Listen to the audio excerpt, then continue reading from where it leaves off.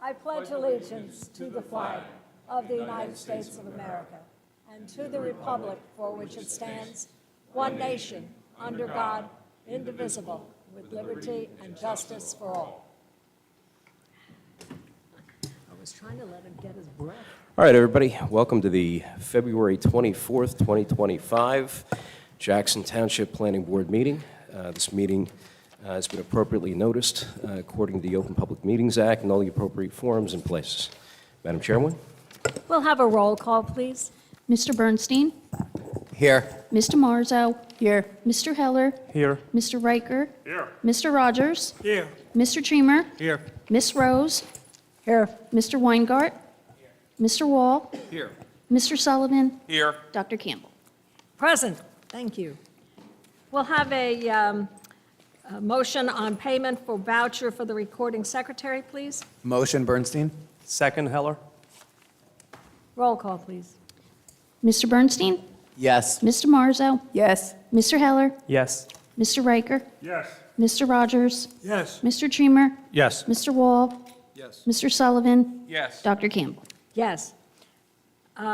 We have two resolutions this evening. Yes. Resolution 2025-08, resolution of the Planning Board of the Township of Jackson, County of Ocean, State of New Jersey, granting preliminary and final minor site plan approval with required variances for a house of worship proposal with development improvements for Kal Benai Yakov, Block 6801, Lot 41. Eligible to vote are Mr. Bernstein, Mr. Marzo, Mr. Heller, Mr. Treamer, Miss Rose, Mr. Weingart, Mr. Wall, Mr. Sullivan, and Dr. Campbell. Have a motion, please. Motion, Bernstein. Second, Sullivan. Mr. Bernstein, Yes. Mr. Marzo, Yes. Mr. Heller, Yes. Mr. Treamer, Yes. Miss Rose, Yes. Mr. Weingart, Mr. Wall, Yes. Mr. Sullivan, Yes. Dr. Campbell. Yes. And Resolution 2025-09, resolution of the Planning Board of the Township of Jackson, County of Ocean, State of New Jersey, granting preliminary and final major site plan approval with required variances and design waivers for the construction of a retail building for 10 Forest Hill Avenue LLC, Block 8302, Lot 1. Eligible to vote are Mr. Marzo, Mr. Heller, Mr. Riker, Miss Rose, Mr. Sullivan, and Dr. Campbell. Motion, please. Motion, Sullivan. Second, DeMarzo. Mr. Marzo? Mr. Heller? Yes. Mr. Riker? Yes. Miss Rose? Yes. Mr. Sullivan? Yes. And Dr. Campbell. Yes. We do have a change to this schedule. I know this will be distressing for you all, but we have no applications for March 3rd, and therefore we'll get a bit of a break, and we will be canceling that meeting. We need a motion in order to cancel, please. I very happily make that motion, Sullivan. Second, Treamer. Good job, Mr. Trump. And we'll take a roll call on that, please. Mr. Bernstein? Yes. Mr. Marzo? Yes. Mr. Heller?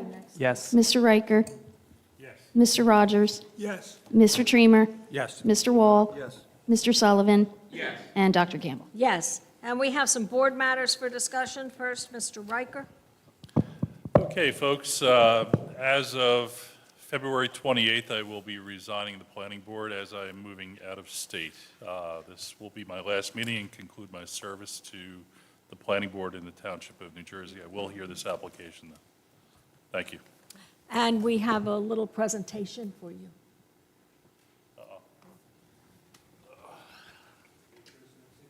It's not ticking. I thought it was a bell. Somebody take it.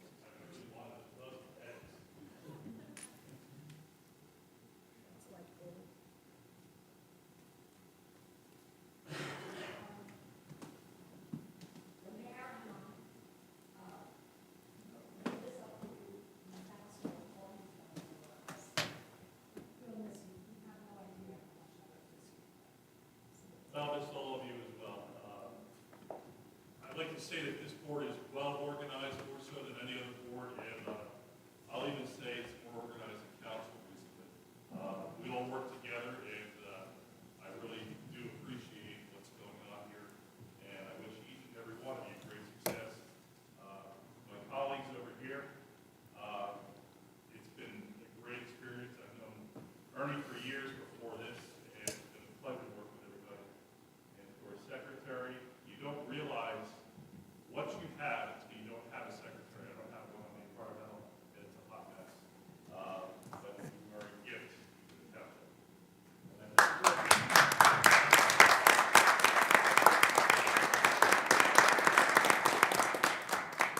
Jack, if you could do me a favor, just want to hold it, and I'll take a picture of you with it and share it.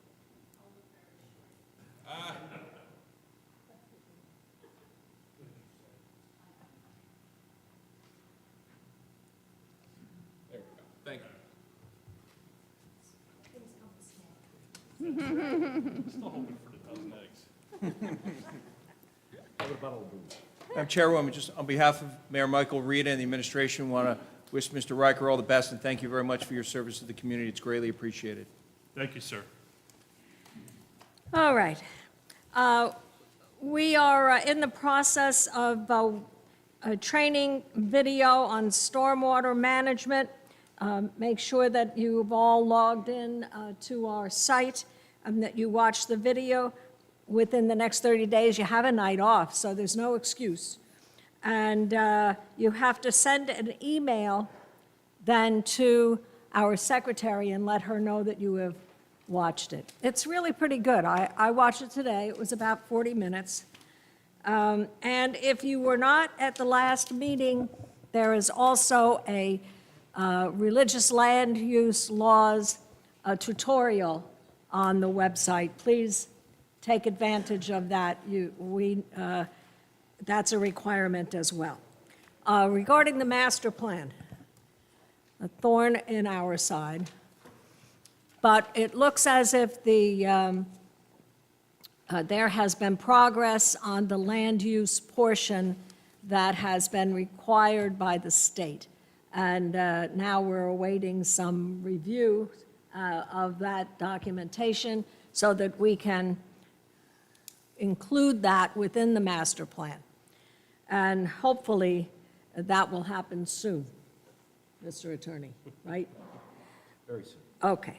We also have an ordinance review tonight, and our attorney will lead us through that.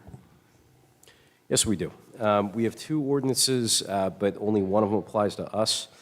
So after conferring with the township attorney, we decided that Ordinance 0125 is not a development ordinance.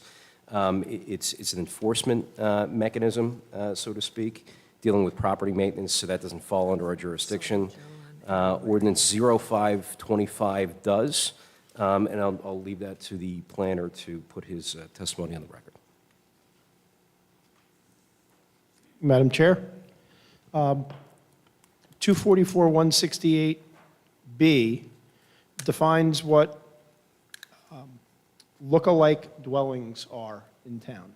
It sets forth standards. It hasn't been reviewed in over 25 years.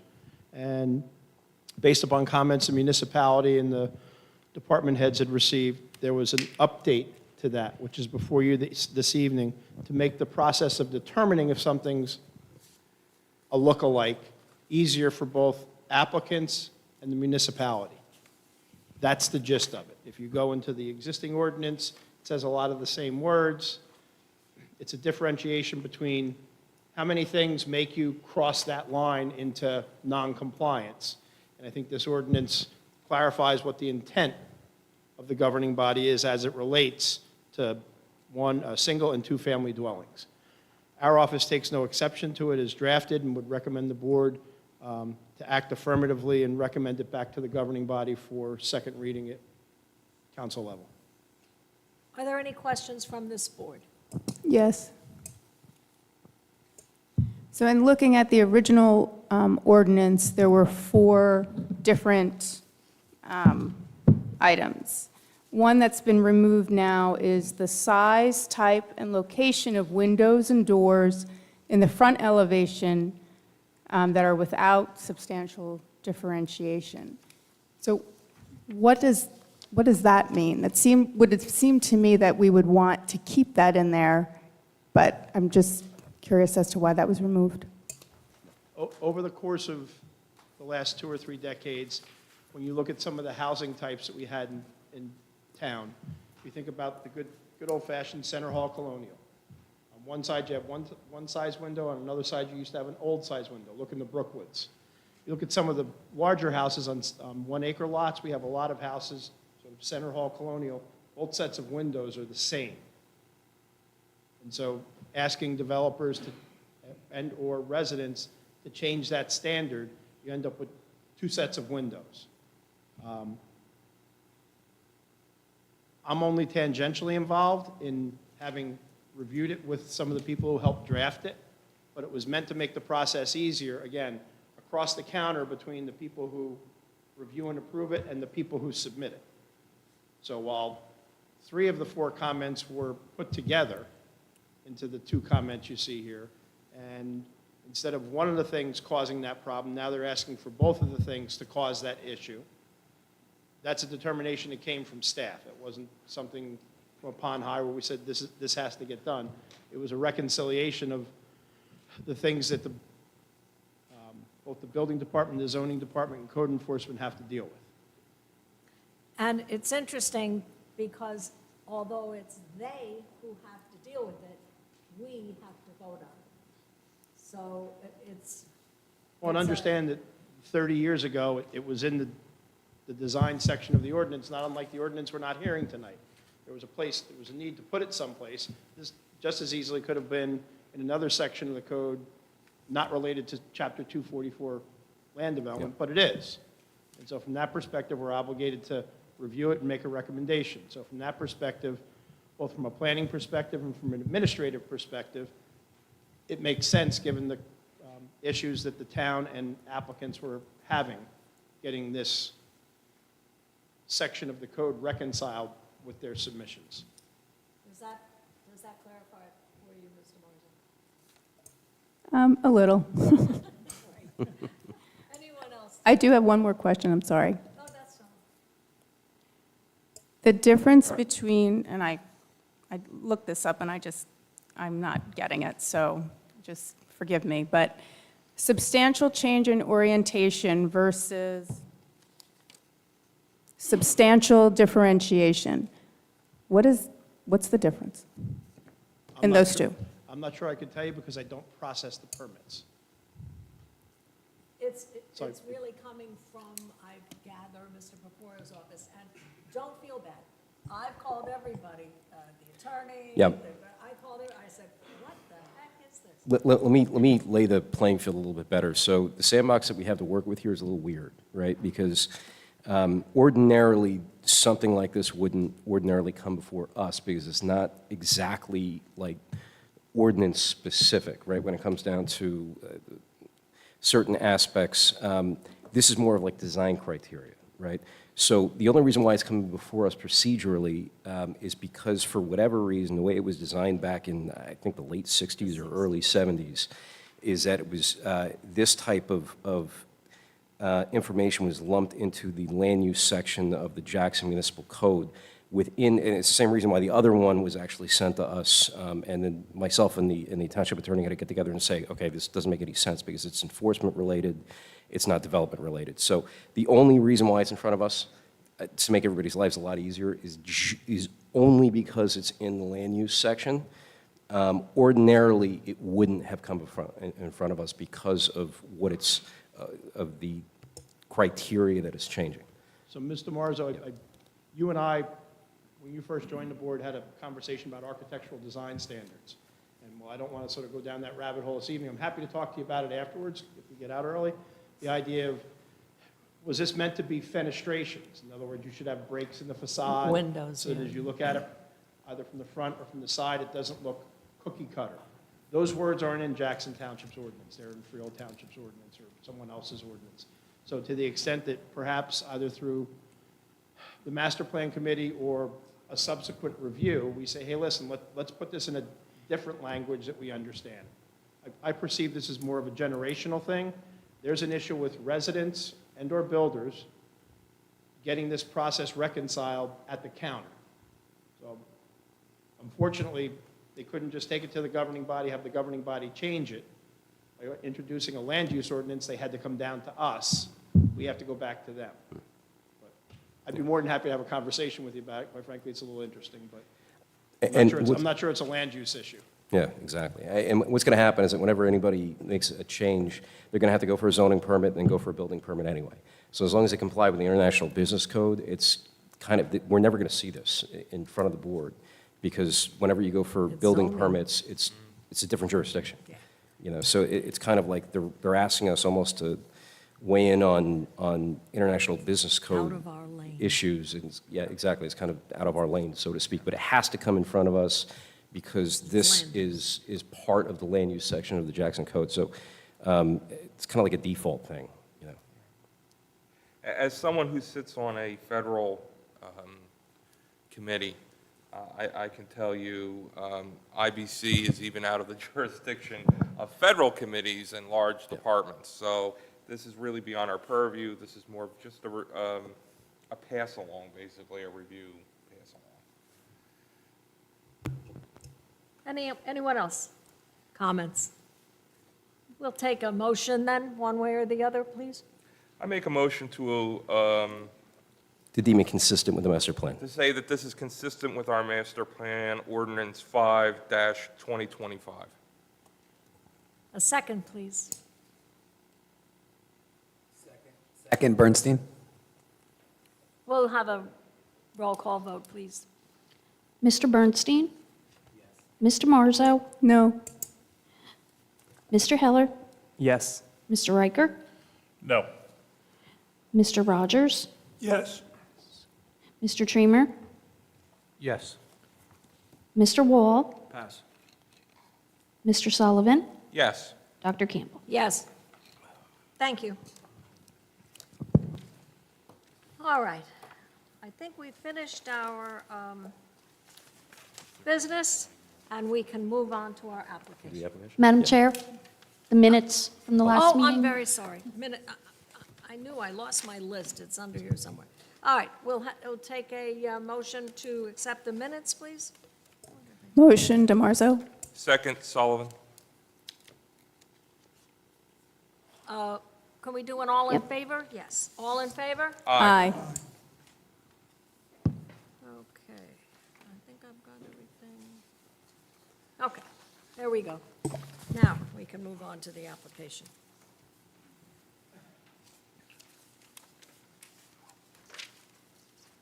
Sorry to keep you waiting, Mr. Alfieri, but had housekeeping. Good evening, Madam Chair, members of the board. No problem. It was, we're going to miss you, Mr. Riker. Salvatore Alfieri, Cleary, Giacobbe, Alfieri, and Jacobs on behalf of the applicant. This is a shul application for a conversion of a single-family home into a house of worship. We have received reports from Doug dated February 20th, Ernie February 18th. We have a police report January 25th, CME report from the LTE February 18th, fire report as well December 9th. We have 3 witnesses that we're going to be presenting tonight. Once your professionals comment, we have our engineer, we have an architect, and then we have the traffic expert. And there are members from the shul here in case the board members have questions of them. Thank you, Mr. Alfieri. Gentlemen. Thank you, Madam Chair. Simply like the applicant has indicated, is conversion of an existing dwelling to a house of worship.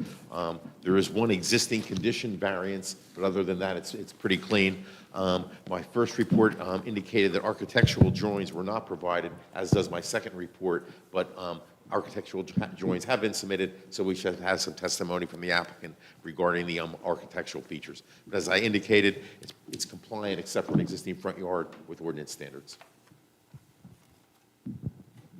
What Doug said. My favorite kind of meeting. We had a concern with regards to the slope of the driveway going up. There's some topography in the site. Just want to make sure that that's safe, that the congregants have to the best extent practicable, that we keep the slope as shallow as possible for people driving in and driving out, especially during bad weather. Other than that, we have a report. It's in evidence. We'd ask the applicant to make some comments about it for resolution compliance. Thank you. Thank you. Thank you. We're going to request that Mr. Halpert be acknowledged. Yeah. Engineer and planner, or just a? Engineer and planner, And planner, okay, variance. all right. Do you swear or affirm to tell the truth, the whole truth, nothing but the truth? I do. All right, please state your name and spell your last for the record. Eric Halpert, Halpert, licensed professional engineer and planner in the state of New Jersey. I've testified before this board before. These Few plans times. were prepared by my office. Is the A board? regular. Yeah. Board accept the credentials? Yes, we're pleased to see you. Thank you. Thank you. And Mr. Thank you. Halpert, before you begin with the technical testimony, can you first identify for the board where this property is located and identify the exhibit that's on the screen, please, so we can have that marked? In front of the board is exhibit, the entire set will mark exhibit A1. On the screen is an aerial view. The site is located on the north side of Hyson Road, near the intersection of Scotland Avenue, and the site is in the blue area over here. There is a paper street, Hanover Road, that is shown on the aerial. There is no street, it's a paper street. And this property is in the R1 zone, I believe? It is. And houses of worship are conditional uses within the zone, correct? Houses of worship are permitted uses under the current ordinance. Permitted uses, I'm sorry. And there are certain standards within the ordinance that the houses of worship need to meet, and we've met those conditions? We have met those conditions, Okay. and we'll discuss further. Fine, go ahead. And should I go through the, I have been in contact with the applicant, and I will go through the statement of operations first. The applicant is seeking to convert the single-family home, a two-story bi-level, to a place of worship. The proposed renovations will include both a area for a main sanctuary. There are accessory uses on the lower floor, including mikveh. And I will go through the uses and the timing. Services begin during the week, approximately 7 a.m. and end 8:45 a.m.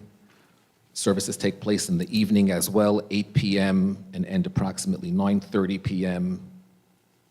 Sundays, the service times vary slightly, 7:45 a.m. and end 9:30 a.m. On Saturday, on Shabbos, services are longer and people are only walking. The estimated there are approximately 60-member congregants, 60-member families. During the week, approximately 30 congregants attend the services. Some walk. Approximately 15 congregants arrive by car. There is additionally, as mentioned and shown on the architect plans, mikveh use in the lower floor, and the architect will go through the floor plan.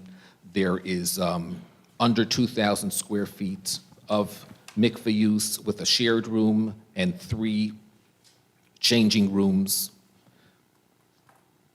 The times of uses will be associated with the morning prayers for the men, and women will use the mikveh Friday nights when they're able to walk only.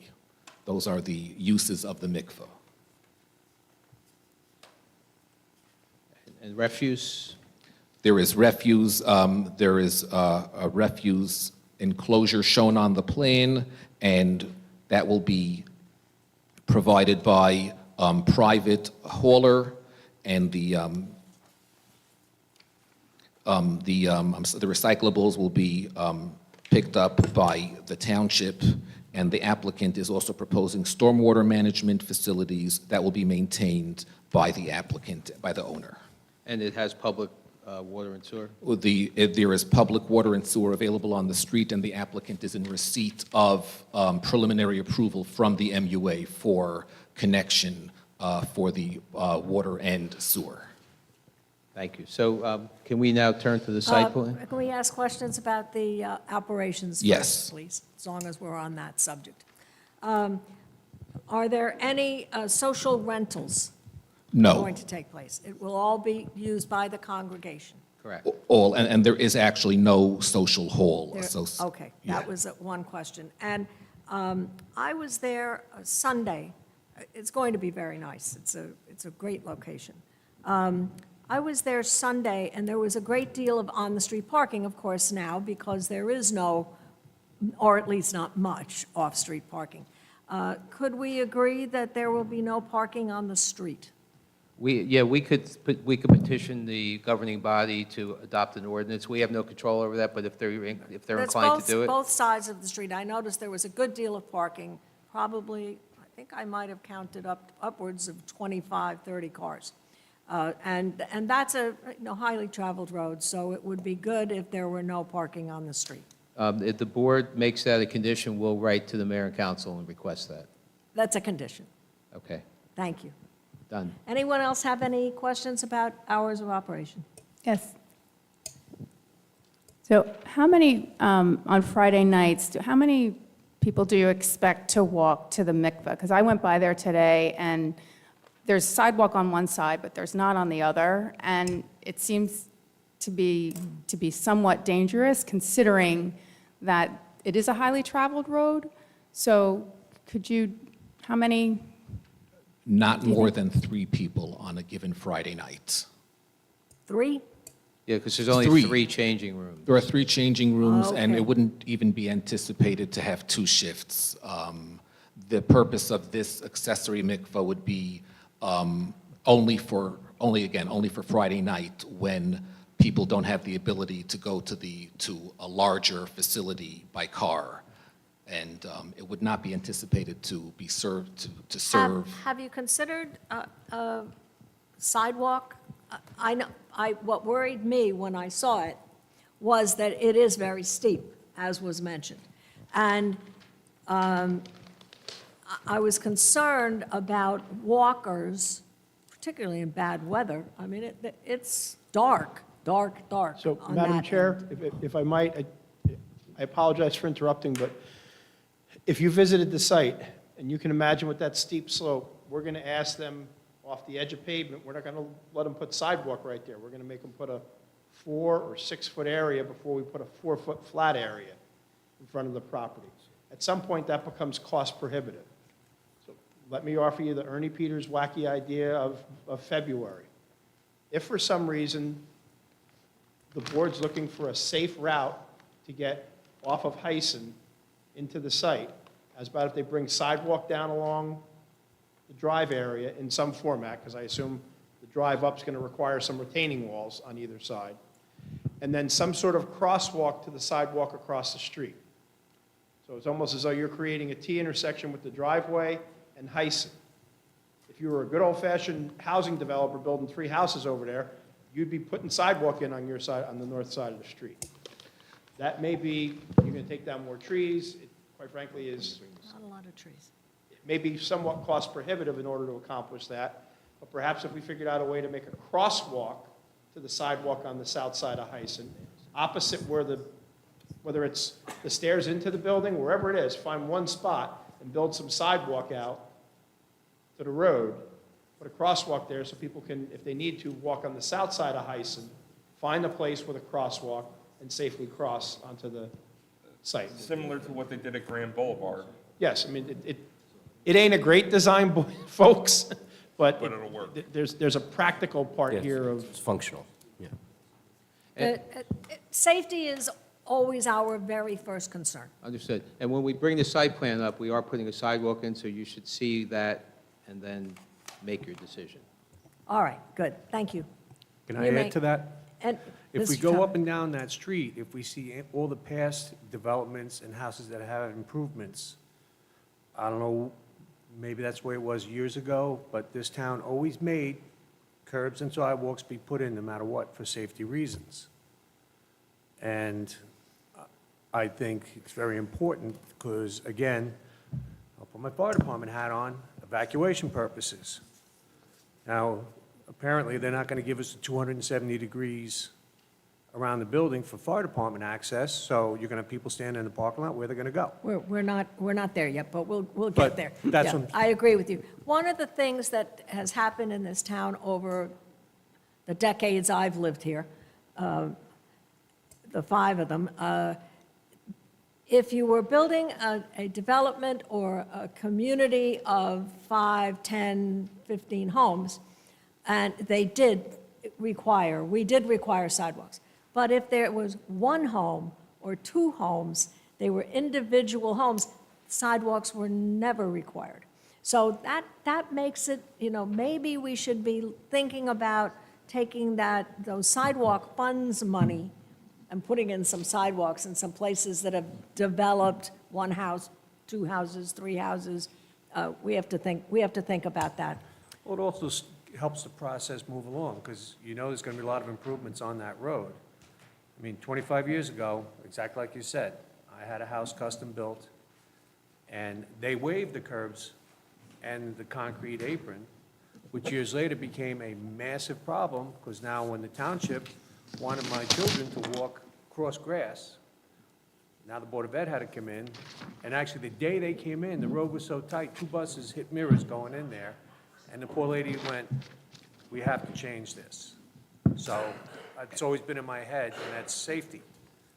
Anybody walks, like Mr. Marzo said, they're going to cross the street. That's a tough street to cross, number 1. Now, number 2, let's say it's a little bit dark, where they're going to go. Somebody could fall, get hurt, so it's something that we really need to start changing. The problem is, that's more of the purview of the town council and the mayor than it It is could of also us. be us pushing the hands too, so I mean. We I'm can tired- I'm request tired- things, we can't make it mandatory. But I'm tired of hearing that. We need to start voicing more Hey, safety. we have to follow the law. We have to follow the law. We can request things, That's what I'm saying, Joe, but we can't but just we sit here and can't go, mandate them. Okay. Mr. Riker? I know we're not in traffic safety yet. Given the constraints on the site with the topography, I would tend to agree with Ernie Peters, but I will make a statement. On Grand Boulevard, I asked for 5-foot sidewalks. It was in the resolution, and when I drive by, there's 3-foot sidewalks. Yep. So however that happened, shame on that office. And the reason that I asked for that was because I didn't want a pedestrian to get hit. So what I'll ask for in this instance is, if you would, Mr. Alfieri, would you petition the town to at least put some kind of sign out as a warning sign for pedestrians? Because the last thing that I would like to hear about in the news is that somebody who was wishing to attend services got clipped by a car. The topography doesn't support it, although I would agree with Mr. Tremor in any other case. But if you would just petition the town, I think, even a painted painted crosswalk would help. I know that you can't have a button to push, given the situation on Shabbos, I do respect that. But some kind of visual warning to the motorists that you're approaching an area with high pedestrian traffic. Thank you. I believe Grant Avenue has a flashing light. It does, and I would ask that we make that conditional, that they request the town put a flashing pedestrian crossing. This is a county road, too. Yeah, so- It's not the town. Oh, that's right. It's the Yeah. county. County road, sorry. So We they can would, so if the county decides to do improvements, that they would be on the hook for their pro rata share. But that's kind of an agreement that they have with the county when it's like outside agency approval. Yeah. Dr. Campbell? I just want to put out there that the county's been very receptive. We recently had some other county roads with signage that we send a request. We got a response within 2 weeks. The mayor got a response, so I'm pretty confident we make a similar request here. to address everyone's concerns there. I think we'll get that taken care of. Thank you. Yeah, and we will ask, assuming it's approved, as a condition of approval, we'll petition the county and do whatever they allow us to do. Not the light, the Right, signage and. the signage. Yeah. Thank you. Thank you, sir. All right, so, Mr. Halper, could you Yeah. bring, the site plan is the next sheet, I assume? No, well, Or you wanna- Anthony, could you bring up 780 civil? The civil, we could get into the site plan and clarify what is being proposed regarding sidewalk. And this is still part of the A1 exhibit? This is the submitted site plan. Could you go to sheet 3? And could you zoom in a little bit, just to, thank you. Down And, a little. down, yeah, good, thank you. So just to clarify from regarding the recent discussion, the applicant, there is existing sidewalk across the roadway, and the applicant is proposing curb and sidewalk across the frontage. The current site plan does not show sidewalk at the last 10 feet. However, that can be, the reason for that is because there is very steep grade on the adjacent property. It would require some retaining wall, but that can be modified, and the sidewalk could be extended across the entire frontage. So the applicant is able and is proposing curb and sidewalk. And regarding the placement of a crosswalk, I will wait for the traffic expert to provide testimony regarding the optimum placement of a potential crosswalk, should the county agree. But the applicant is definitely willing and is proposing curb and sidewalk across the frontage, and there is existing curb and sidewalk. How wide is the proposed sidewalk? The proposed sidewalk is shown as 4 feet, a typical 4 feet. If the board would like something wider, the applicant would be willing to do that as well. And it is showing a connection to the front of the building from the street sidewalk for walkers, and specifically in mind for walkers on the Shabbos. Yeah, and the slope is 70 degrees, right? I'm sorry? What's the slope? The slope is 70 degrees? The property is steeply sloped. Yeah, it's pretty significant, yeah. Significant slope, but there is the grading can be, with Right, you're gonna retaining have to walls even it and out. grading, Right. it can be, we could maintain 7%, under, 1 on 12 with landing areas, yes. So you are providing a sidewalk? We are providing sidewalk, yes. There was a section toward the end of the property that the plan did not show sidewalk because of grading, but the applicant is willing to revise the plans and provide sidewalk. And I will let. Please make that a condition. I'm sorry? We'll make that a condition of Yes. approval. Yes, okay. And I will leave the crosswalk location for the traffic experts. Fine. Thank you. Okay, so let's get into the site plan So details, the please. site, yeah, so regarding the site plan, it is showing a driveway located to the east of the building, away from Scotland Drive.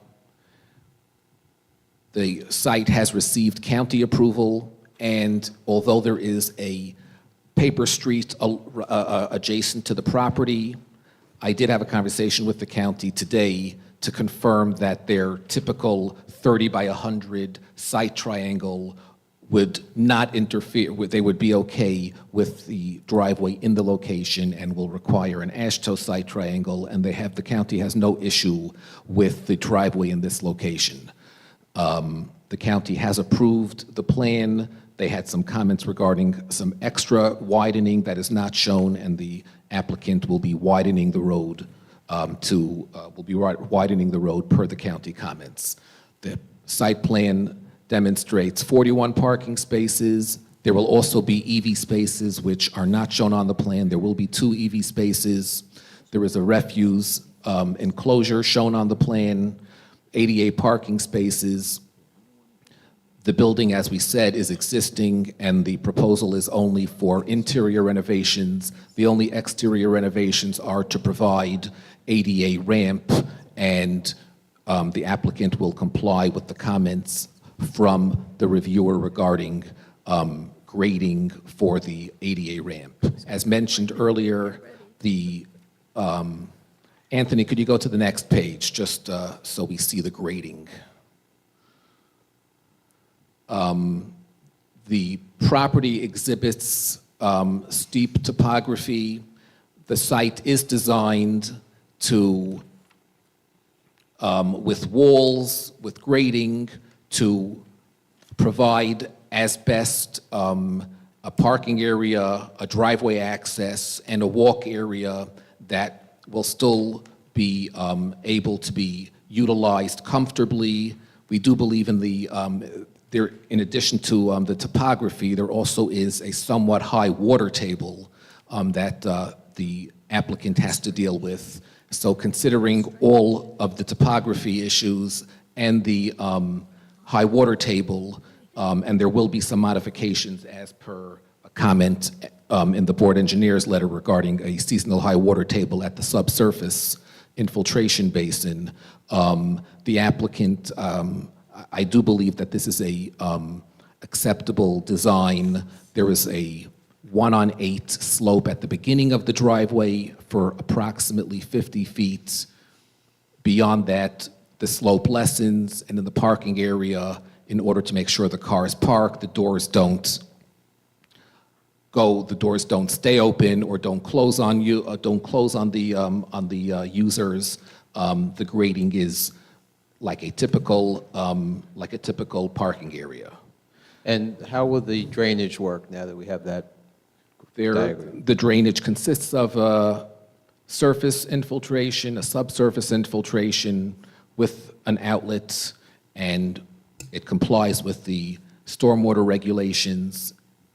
This is the area where there's a surface infiltration basin. This area is kept open, so applicants, the users could walk, and this is a subsurface infiltration basin. There do need to be some minor modifications to the design per a comment, and those can be achieved. The parking lot lighting, can you describe that? Could you go to, Anthony, could you go another?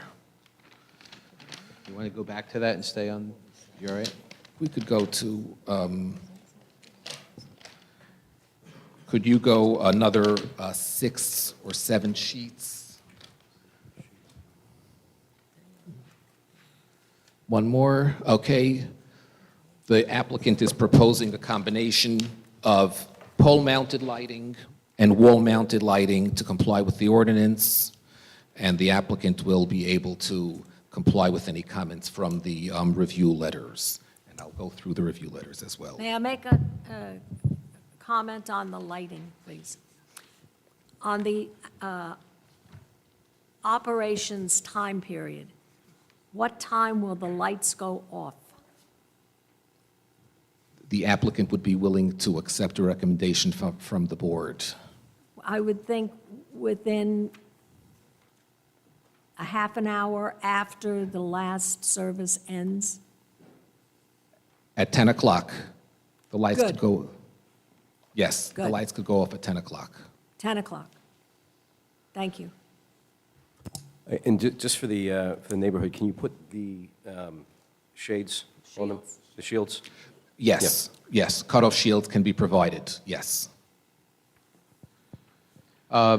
Couple more points. I don't know if we have to go through the reports line by line. We'll get to that in a minute, but a couple other questions. One is the landscaping. Do you have a landscape plan? Can we show the Okay, board could what's you- proposed? Go back one, I think it is. Could you go, Anthony, you could go to the exhibit set, to the third sheet of the exhibit set.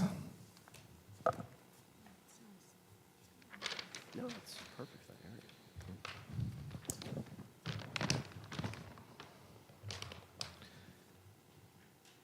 The applicant is proposing landscaping to comply with the ordinance. There have been some comments received from the township forester, and I will work with the township forester, with Shari, to provide modifications to the landscaping. But it is a robust landscape and buffering plan, and any comments provided by the forester are able to be complied with. And I know that, and I think Mr. Riker particularly in the past, we're not proposing any site identification signage, correct?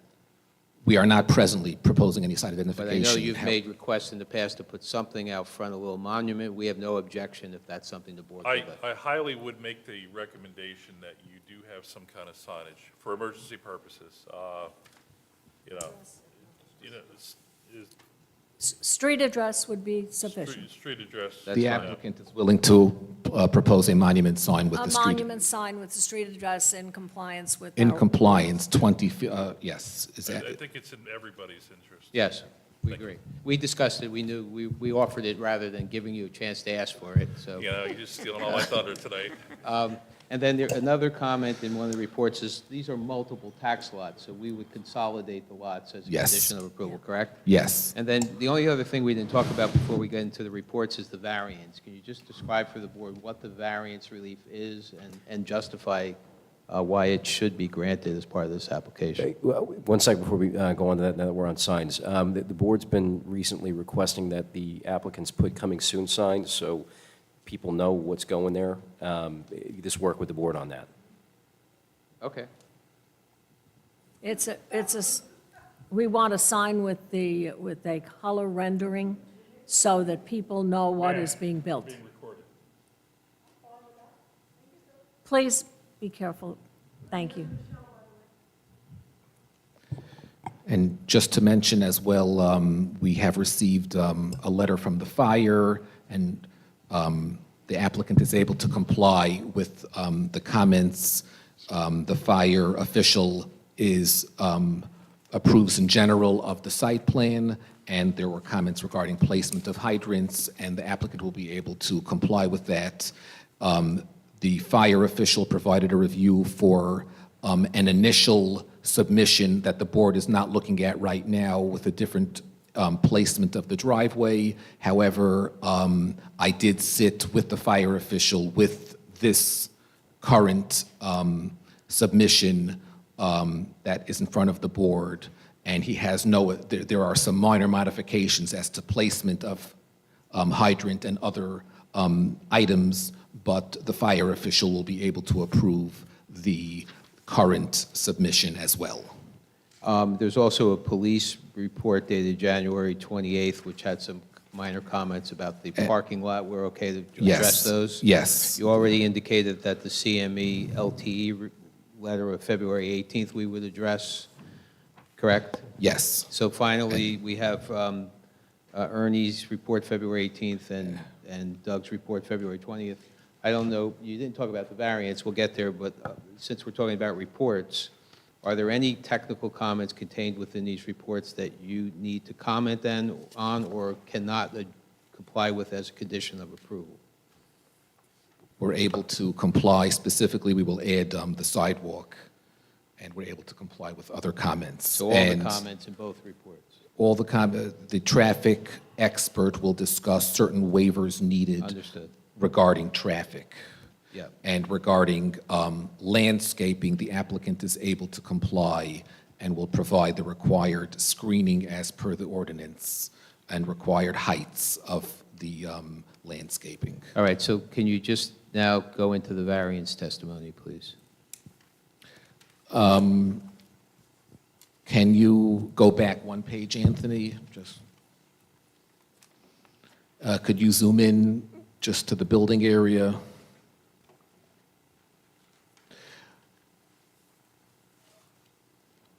The dimension may not be completely clear, but on the site plan, there is a dimension to the front of the building, thank you, Anthony, to the right-of-way of 42.5 feet, 42.50 feet. The ordinance requires a front setback of 60 feet, and the applicant is seeking approval for this site plan application with a front setback of 42.50 feet. The condition is an existing condition, and I believe that this can be granted under a C1 hardship.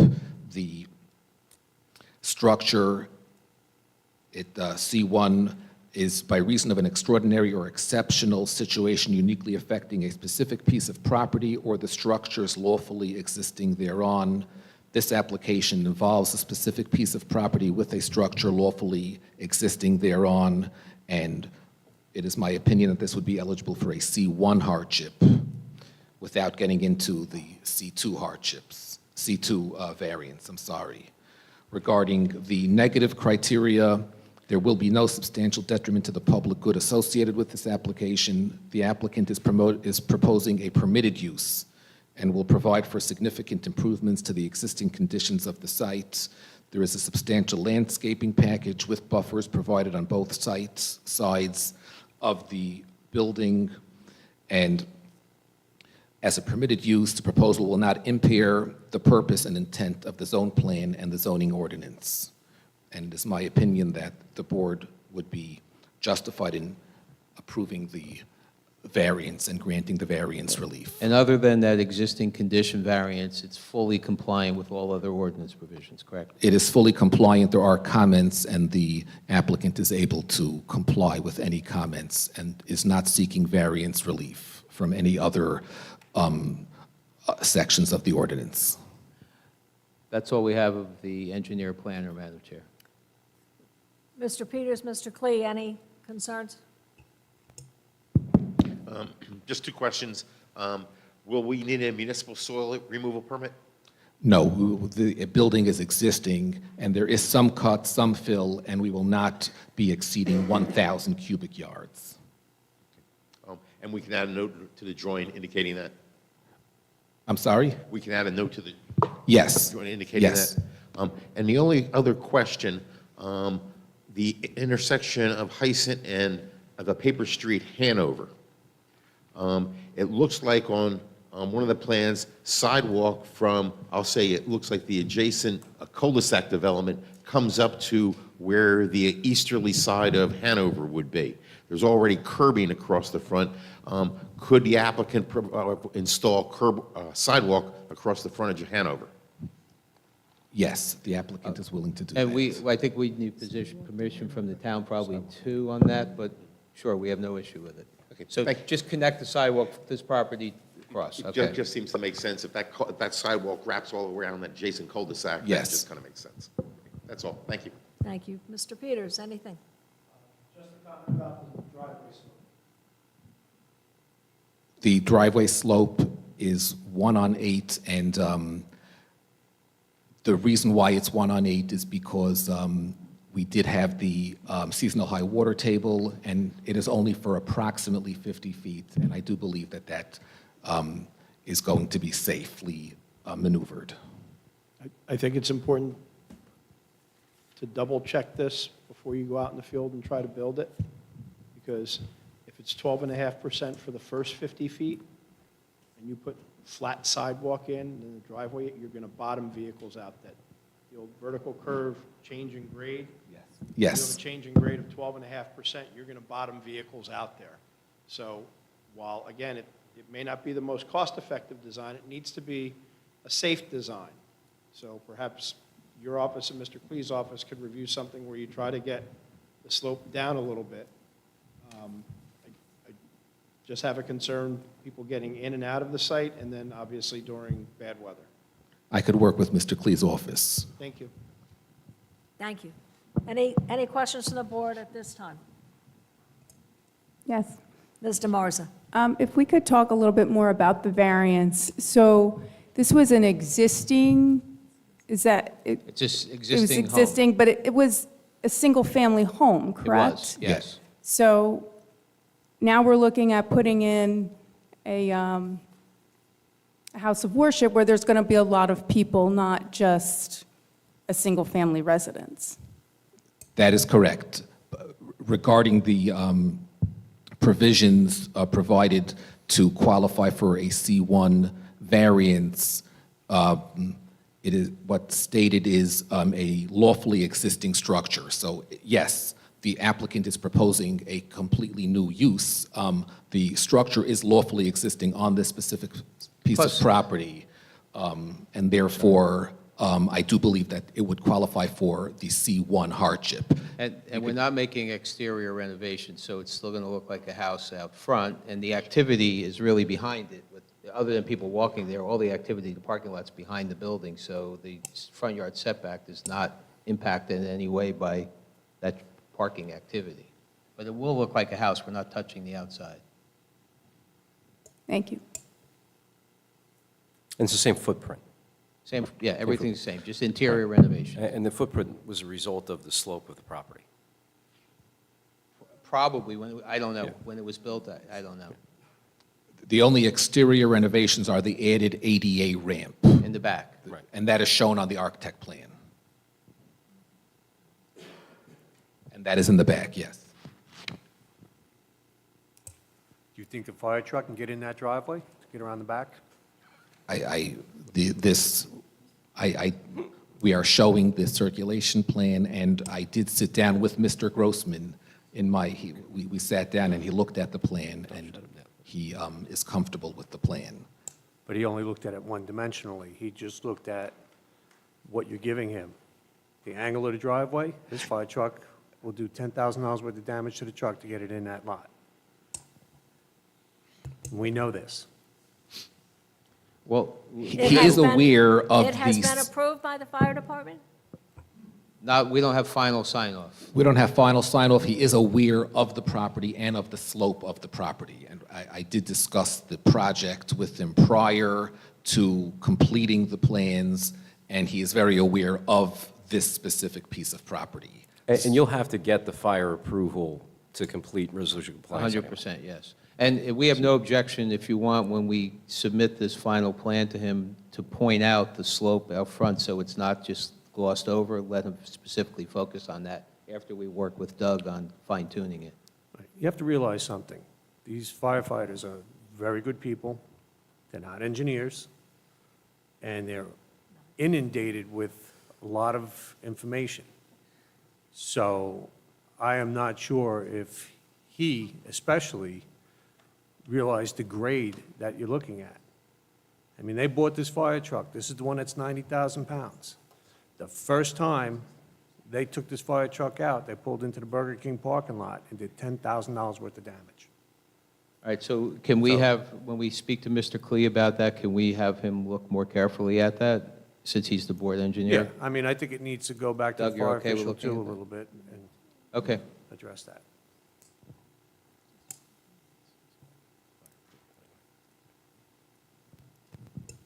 Thank you.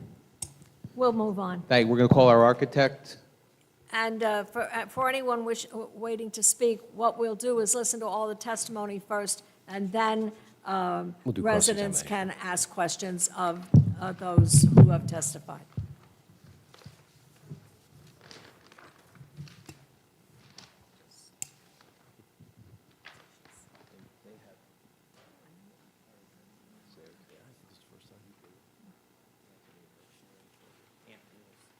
So Anthony, we're going to go to the architectural plan. We're going to have you sworn in. You have your, We'll have you sworn in. you have your mic? Right here, no, stay right You here. can just stay right there. Do you have your microphone? Do you swear or affirm to tell the truth, the whole truth, nothing but the truth? And spell your name, or say your name and spell your last name. That's on the bottom.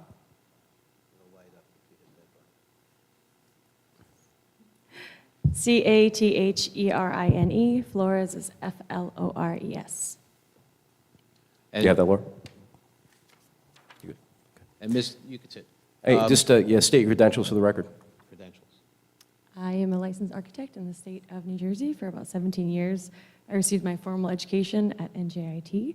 I hold a bachelor's of architecture degree, obviously, and I have testified. I was probably 9 years ago. I was here before. All right, does the board accept the credentials? Yes, and welcome. Thank you. Sit down. You don't look like you were practicing 9 years ago, She but. doesn't. Okay, sit and relax. So your office prepared the plan that we're going to discuss tonight? Correct. Okay, can you just run through the board? You heard us describe the front of the house.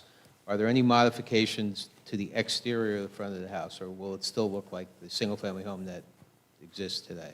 Correct, it will still look like the Okay. single-family home it is. So can you run through I guess we should just go to the floor plans if you want? Correct, and I think, should we start in the lower level, the Yeah. mikvah? So let's just get Anthony on the right page. And this is going to be A3 is your architectural set, okay? Page 4, Anthony?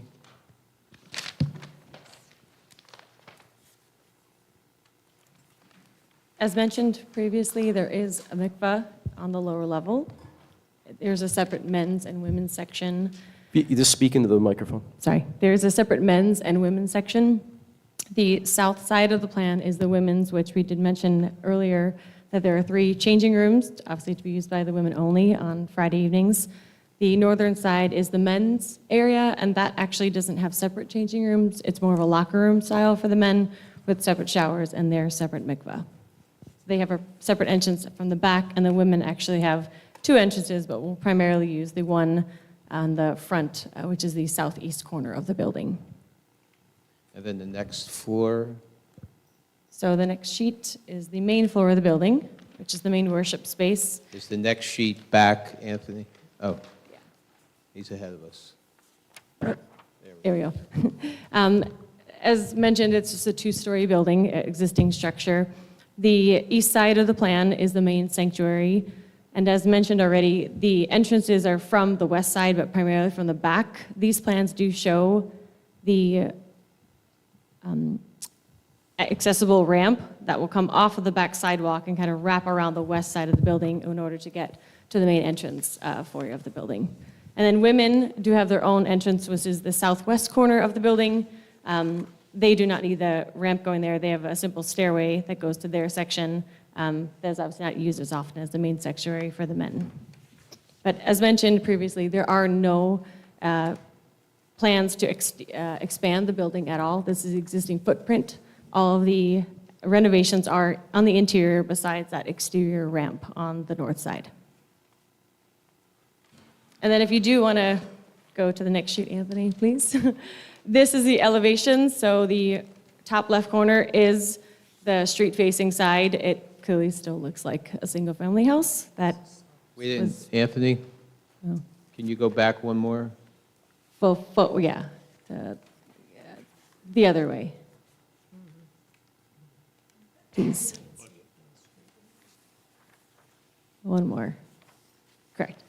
So these are all the existing and proposed elevation that do show the ramp, but it still shows that it does look like a single-family home. And that's all we have of the architect, Madam Chair. Are there any questions? Mr. Riker? Okay, I'm going to touch on this subject because it involves the structure itself. Is there any exterior lighting proposed on the structure? Currently, no. The only one that we would add would be at the main entry doors. Per code for egress, you would want the exit entry doors to be illuminated in case of an emergency. Okay, what I would not like to see when I drive down some other streets in different municipalities is the ability to read a newspaper while I'm driving down the road. Though I do feel sight lighting is very important. I do feel security lighting is very important. I don't feel that more foot candles than my fingers should be at wall packs on a building. So, if you're going to state for the record that you'll have lighting above the doors, I can appreciate that, but I'd like to see a statement entered on the record that there will not be any wall packs on the building because your site lighting is adequate enough to handle the job.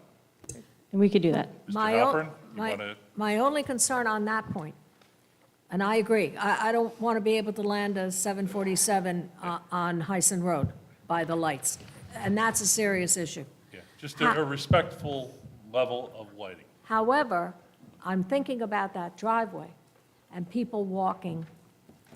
Well, that can be handled That with might landscape be lighting itself. consider landscape lighting Yeah. on that driveway.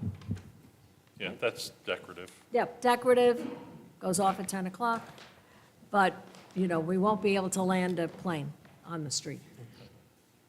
Noted? Thank you. Madam Chairman?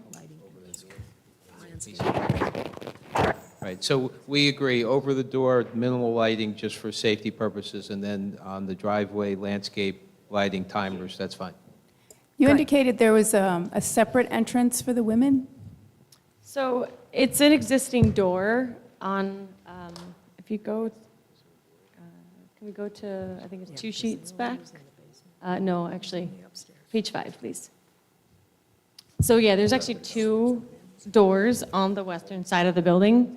So we're keeping the northern door as the main entrance into the sanctuary space, well, the foyer into the sanctuary, and then the southern door, southwest, would be into the women's section. Is that the front of Hyson? No, so the Hyson is on the bottom of the sheet. This is all facing the west. So you don't actually even see the entrance to the building from Hyson. Okay, and there's going to be adequate lighting there too, correct?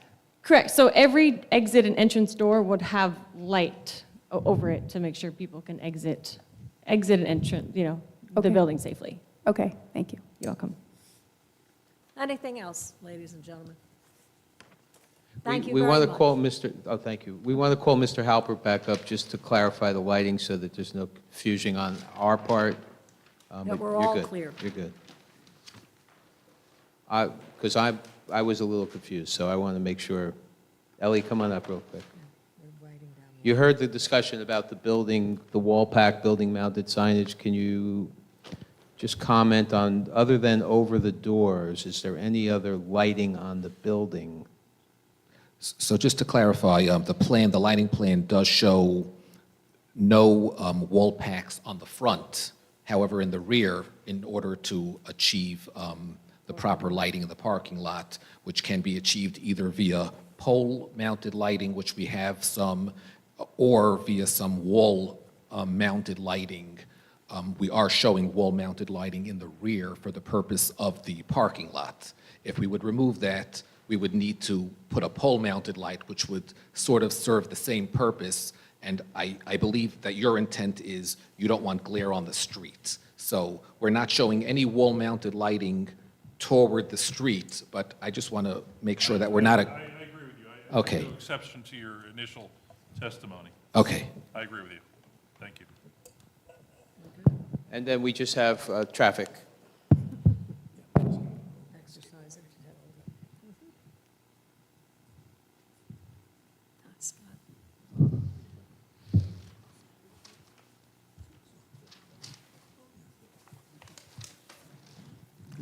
Here we go.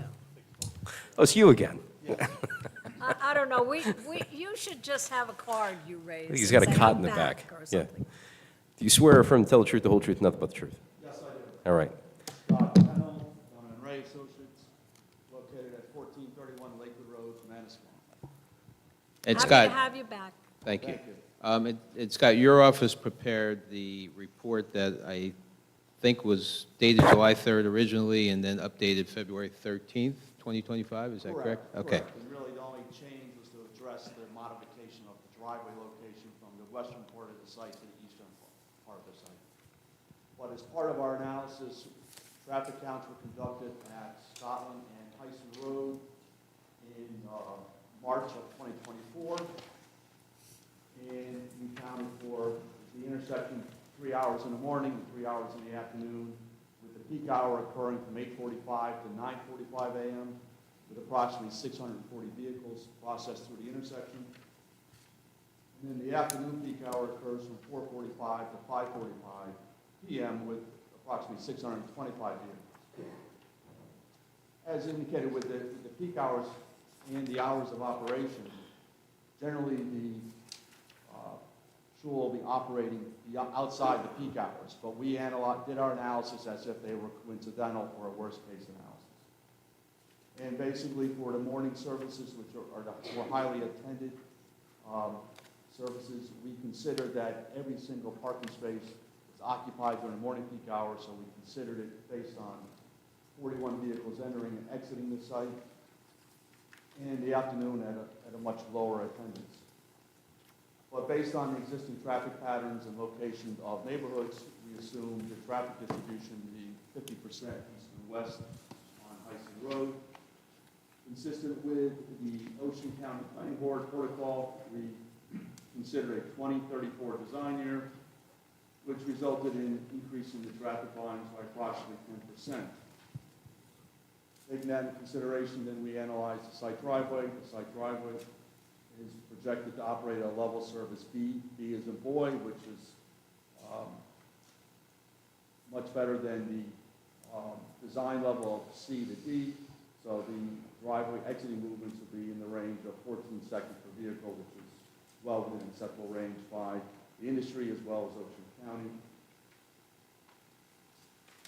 The site plan, as Ellie has testified, we have relocated the driveway to the eastern portion of the site, so thereby we're providing approximately 200 feet of separation from Scotland.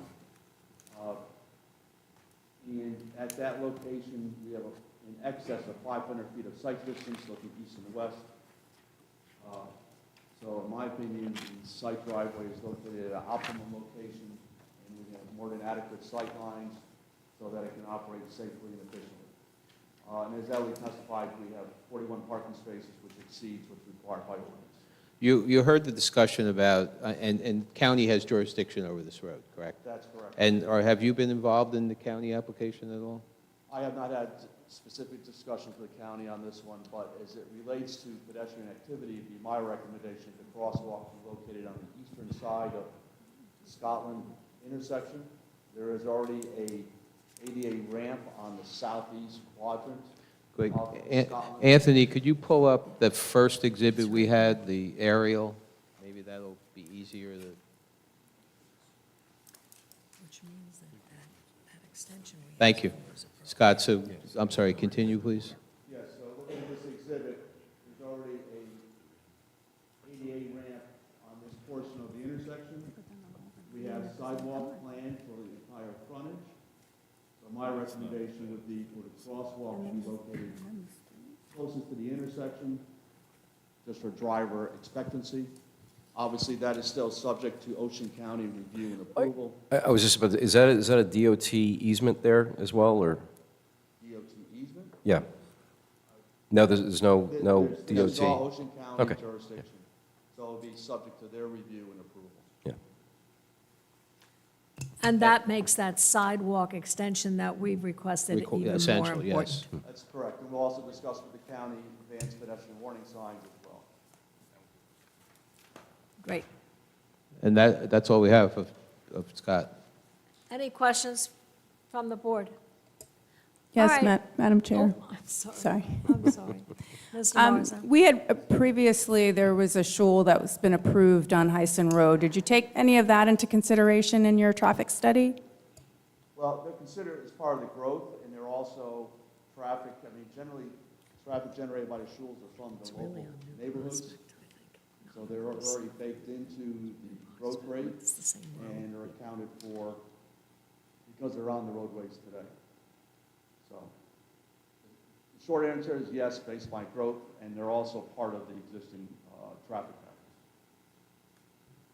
And then you also took into account the school that is right in that area as well?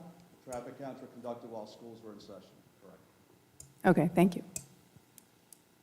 Any other questions? Mr. Trummer? So, just for clarification, we have a paper street. It's a street that's approved, but it doesn't exist, correct? As I understand, it's a paper street that we had agreed to provide sidewalk across, correct. So, in theory, wouldn't it be easier to make that roadway? It'd be less of an angle, be less dangerous, easier access, and then you come straight in, it's safer for everybody? That's, then- you have to discuss the side entrance. I have not looked at the grades and whether the grades would be more beneficial being on that Hanover right-of-way. And again, that's also something to be considered by mayor and council because, as I understand it, it's not vacated. You'd have to vacate that paper street in order to provide access across. And typically, with the vacation, only half of the right-of-way would go to the property, to the subject property. Correct. I'm just looking at it saying, From a grading perspective, that, I defer that to the site engineer. I have not looked at well, And- the grading and sidewalks would be a bigger improvement. Wouldn't likely the traffic walking come from the Scotland Road intersection? more likely, than to a paper street that doesn't exist?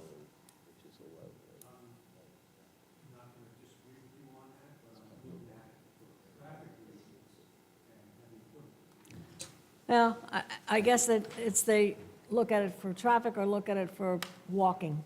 Yeah. Well, I And mean, walking, Scotland Road seems to be the area that maybe people are walking from and to. no, without a doubt. Yeah. But again, certain people on the board have that mindset. My mindset is, how am I going to get to this building? What's the safest way for them to come in and out? And traffic pulling out of a street is better than a traffic pulling out of a driveway, in my mind. So that's why, I know it's greater expense, but I think it's something that should be considered.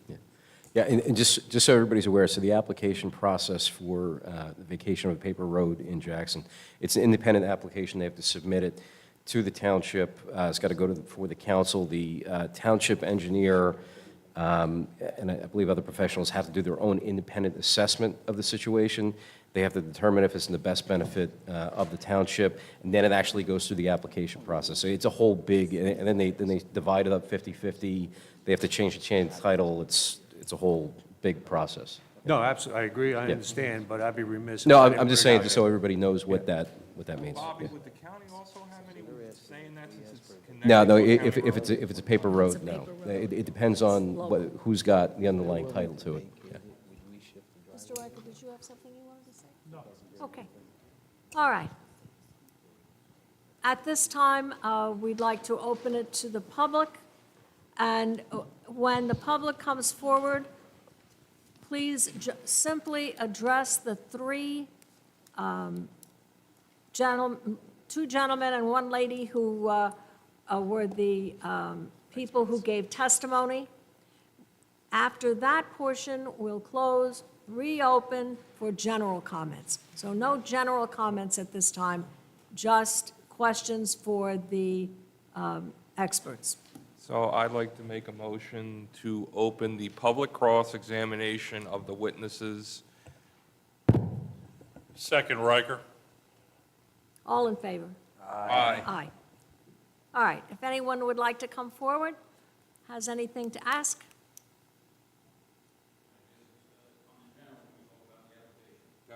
Different. That's the second part. Second part, Well, on the second part, not now. yeah, general comments are, Next. yeah, it can be in the general.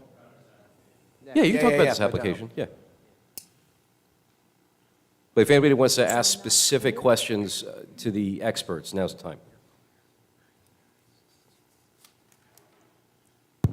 Good evening, everyone. All right, please raise your right hand, which you're doing. Do you swear or affirm to tell the truth, the whole truth, nothing but the truth? I certainly do. All right.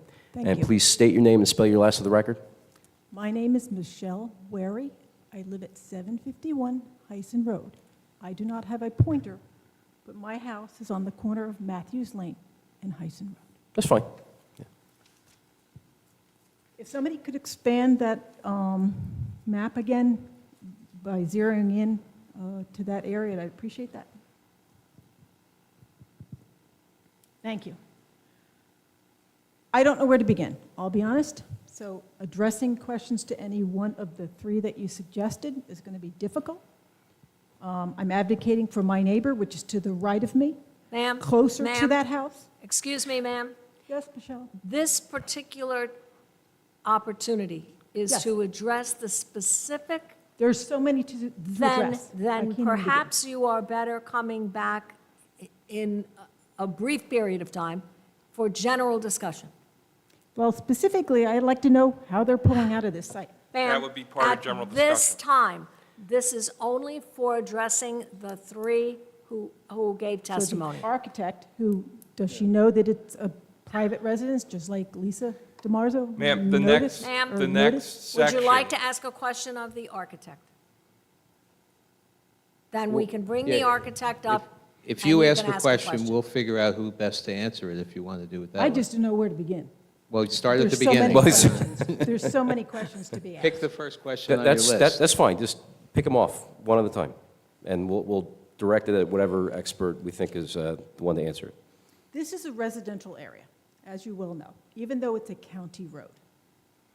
So, since it's a residential area and it's a home, and it has already been used as a house of worship up to this point, since it was vacated years ago, how is this a conversion, first of all? Well, I can answer that. We're converting what was a single-family home into a shul now with parking and all on-site improvements, which don't exist today. So it's not any bigger than a 2,500 square foot house? It's as big as that footprint. Yeah, we're not touching the exterior, so there's no expansion of the building. Okay, that's good to know. With respect to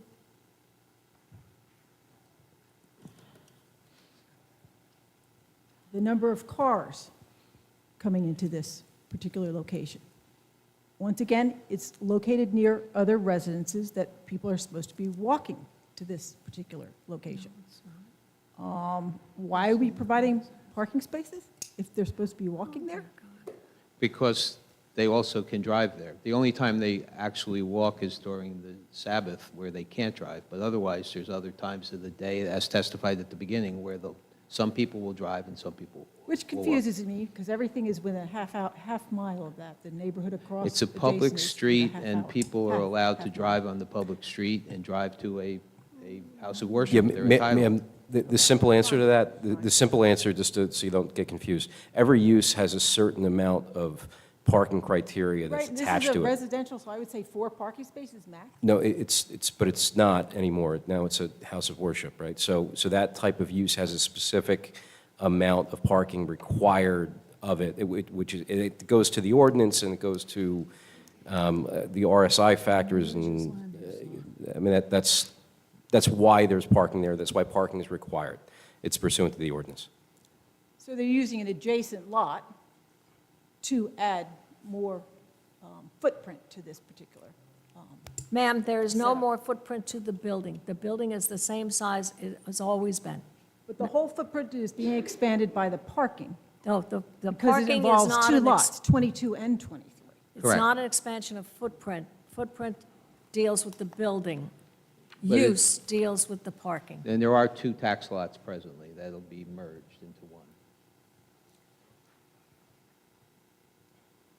I would also want to know how the fire folks are going to be able to do what they need to do. It doesn't sound like they will be, based upon the size of the truck and the angle that this whole entrance and exit situation is going to end up like.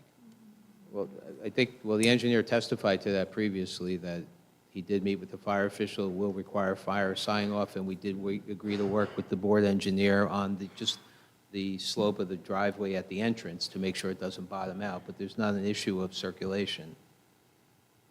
Traffic safety, how do we address better traffic safety so I don't have to sit on my porch every single time there are folks walking in the dark without being visible?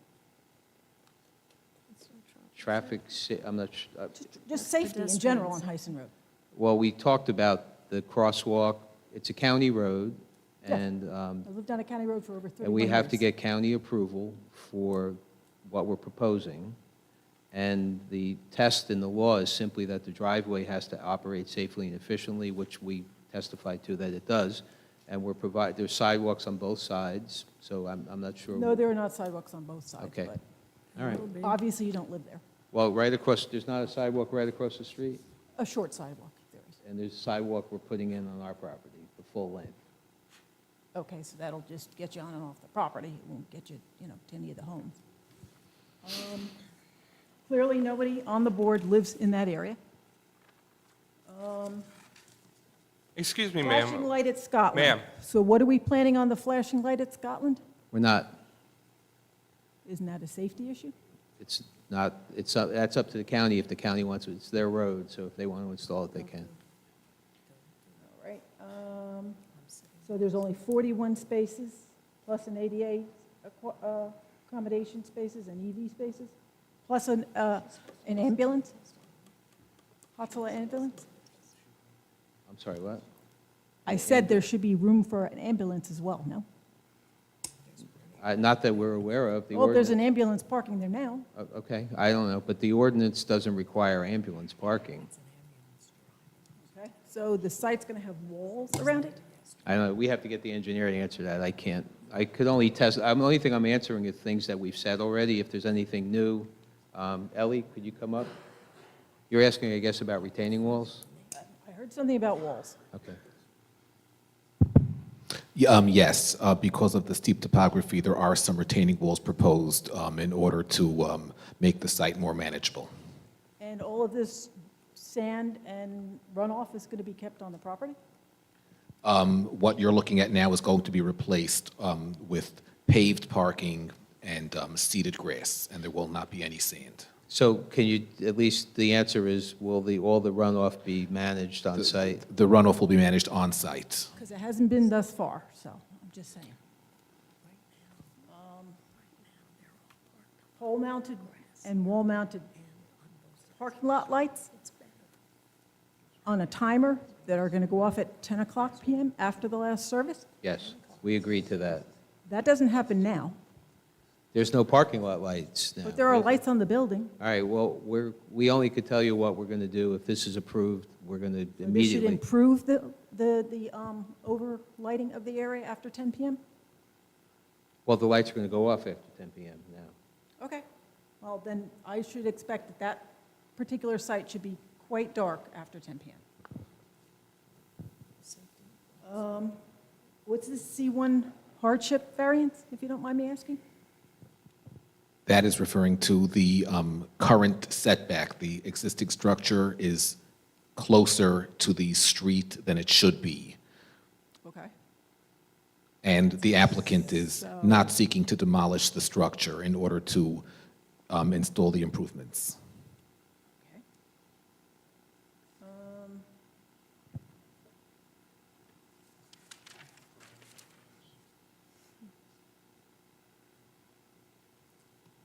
The lighting concerns, once again, I heard somebody suggest decorative lighting. I don't think I've ever seen decorative lighting at any other structure similar to this in other places. What So- they asked for is that along the driveway, they wanted some landscape lighting, so if anyone walked up the driveway, they would have landscape lighting in the ground, like very low to the ground, not poles or anything. Correct? Yeah, just a different way of saying landscape lighting, yeah. And lastly, I don't disagree with the idea of using a paper road. So whatever might be needed to go through that process, it might be a better idea. At this point, I think that's all I have. I will probably add some more during the general. Thank you very much. Thank you. Anyone else like to come forward at this time to ask specific questions of the experts? Please raise your- Rania? Yep. Rania Asi Mahmoud? Hang on one sec. Do you swear or affirm to tell the truth, the whole truth, nothing but the truth? Yes. All right, and state your name and spell your last for the record. Rania Asi Mahmoud, ASIMAHMOUD, And your address? 486 Meadowwood Road. So that's actually right down the map on the right side there. So first question I have would be,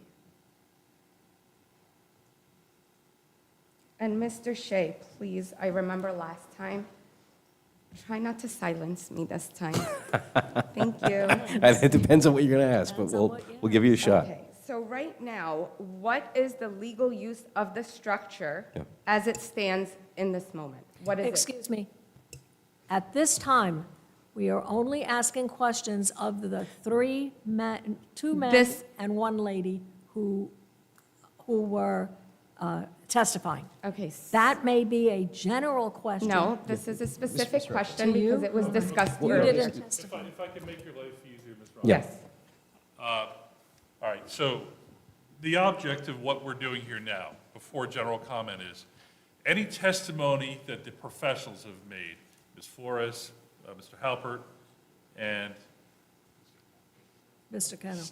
I wanted to call him Scott. You can ask them specifically. I'm not sure who to address directly. It's okay, we'll work on that. let you know. I'll give you a little hint.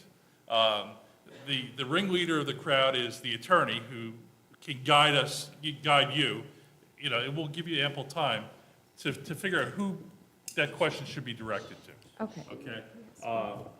So it's only for what has been testified to. When we close this portion after you're done, and any other guests that may come before us, then you have that opportunity to say that question. That would be usually appropriate. I at feel that like time. this question directly relates to what was discussed earlier. Okay. I could But answer. Yeah, Mr. Ruff, if you could just touch on the use real quick. Yeah, It's so- a pretty straightforward So the only question. legal use of the current structure is a single-family house. Okay, so, So if it was used as a shul, which we all agree it was, they never got approval for it, that's why we're here tonight. okay, but it's been used as a house of worship for years. Okay, and that takes me to my next question.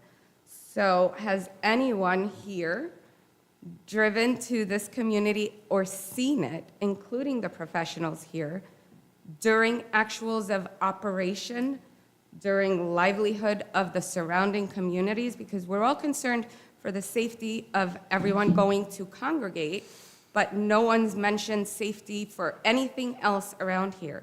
The lights, whichever specialist this may be, shine into my bathroom light, and I'm the third house onto Meadowood. The third house into Meadowood, the lights are shining into my master bedroom. So let me help you out here. So what you may want to ask them is there any way that they can construct The question the would be, lighting not to go into your so home? the current lighting situation that We we can't, just discussed. we can't talk about current, because it's all going away. Let's talk about what we're proposing. So, excuse me if I'm a little confused, because it's been functioning already as a house of worship, which means a lot of it has been set up as a house of worship, which has caused 5 accidents, lights into my bathroom, and I get that you're putting it up here now to make it legal, even though it's been functioning illegally for years, creating lots of chaos. But how are we going to fix the lighting situation? Okay. Because there's a lot of lights shining into Meadowood Road, Tall Timbers. So just to answer the question, the applicant is proposing now improvements including lighting, and what is existing is going to be removed. And what you will see, if this is approved and once this is constructed, will be lighting that is per the ordinance with cutoff shields, as mentioned earlier, in order to specifically prevent glare into neighboring properties and certainly 3 properties over. So what you are looking at is not what is being proposed. What's being proposed is new site improvements. The footprint of the building is remaining the same, but the site improvements are going to be changing. Okay, thank you for that. So again, a little confusion here, but because it's been functioning illegally as a house of worship for Can I 3 just, or can more I just years, object that excuse every me. question No. shouldn't start with the same comment that it's, Yeah, but we so- all it's acknowledge. frustrating because, no, excuse me, I'm What- talking. Because you One of silenced the, me hang on, last time. hang on. You did. So just to set the playing field here, what you're talking about is enforcement, right? We have no capacity of enforcement here. So Okay. what's been happening in the past is not relevant to what's happening right It's now. relevant to Well, me. I understand that, but you're going down the route of like code enforcement, building enforcement, all that, right? Because it's very relevant. I know, I've been I know in that. torture for 3 years. I understand that, but what I'm saying to you is that the appropriate person to talk about that with is the code enforcement officer, is the building department, the zoning officer. There's nothing that we can do about that here, Okay, so. on the website, it states that there's 41 parking spots. But Did if we you not have a say question that about you have parking, 88 parking spots? Or 60? No, the site plan demonstrates 41 parking spots. Okay, so you have the capacity for 88 or 80-something individuals with 41 parking spaces. Thank you. So right now, it's currently both sides parking, corner to corner, full lot, daily use of approximately 60 to 70 cars. So I'm just curious to understand the parking better here. So just to answer, the ordinance requires a certain amount, I believe 16. The parking calculation is on the front cover, but the applicant is proposing 41 spaces. And again, the purpose of the application is to propose improvements to comply with the ordinance, so you do not see what is taking place right now. And the board chairwoman requested that we make a petition the mayor and council so that there's no parking in the county, no parking on Hyson, which we've agreed to do. It's up to the governmental agencies as far as street parking. It's not our call. So how are we going to go from the 60 to 70 cars on a daily basis to the 15 cars with the history of 5 accidents? And so what I say now is because it's already been happening. How are we going to do a 360 overnight? Well, one of the things, ma'am, is once the construction has taken place, there It's will be... already been taking place. Excuse me. May I finish? Yes. Once the construction has taken place, the cars will be going to the back of the building. They will not be, hopefully, if the mayor and council agrees, they will not be parking on the street, which will make life much more pleasant for you. That's the goal. Right. We are trying to do our best to deal with the situation that is before us today as far as this application is concerned. That's all So we what can about the do here. setback? The setback is the setback that the house has had, that they have lived with that, when that house was built. There's nothing we can do about that. So The it's- house is there.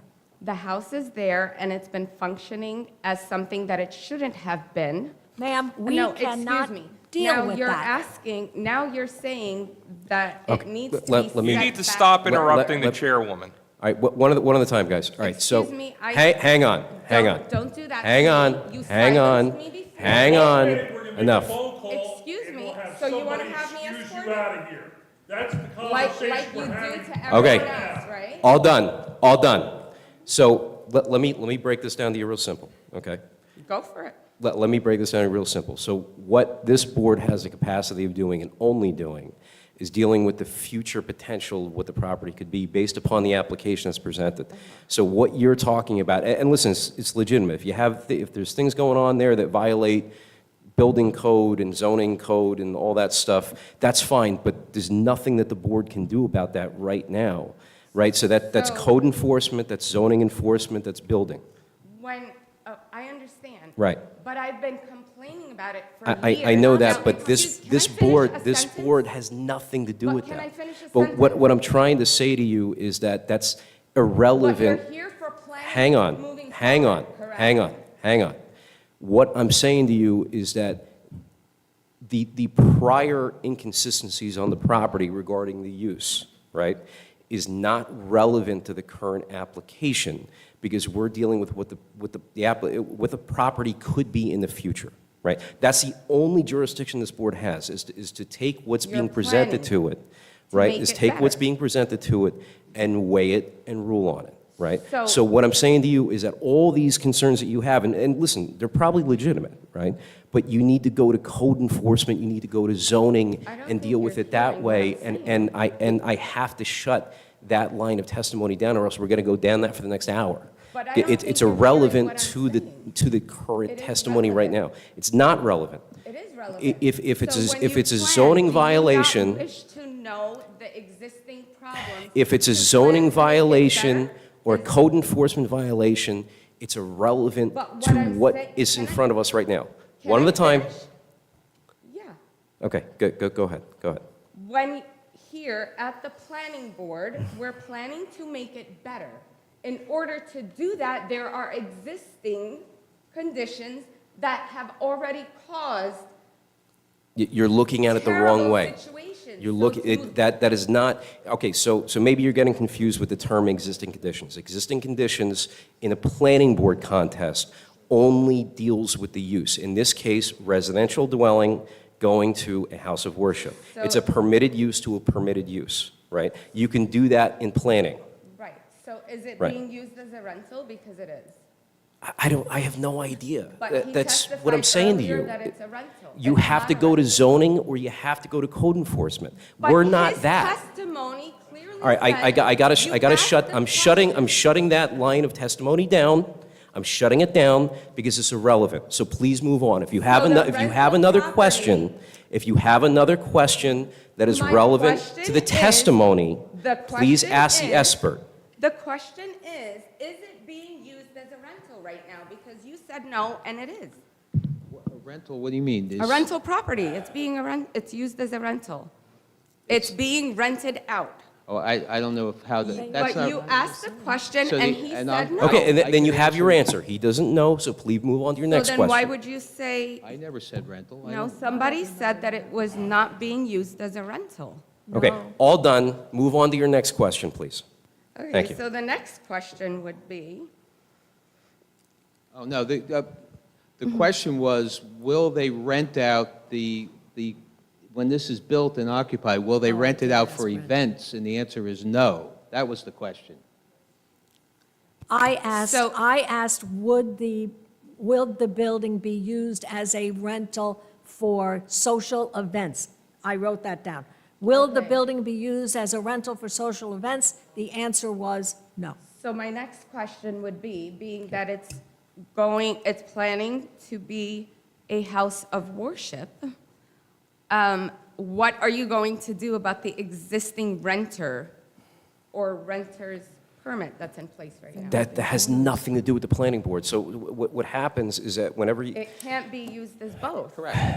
Correct. If this It is has to approved, do with it. if this is approved and built, then only the house of worship will operate at that property. right. So Period. what happens is that once this gets approved, the use changes.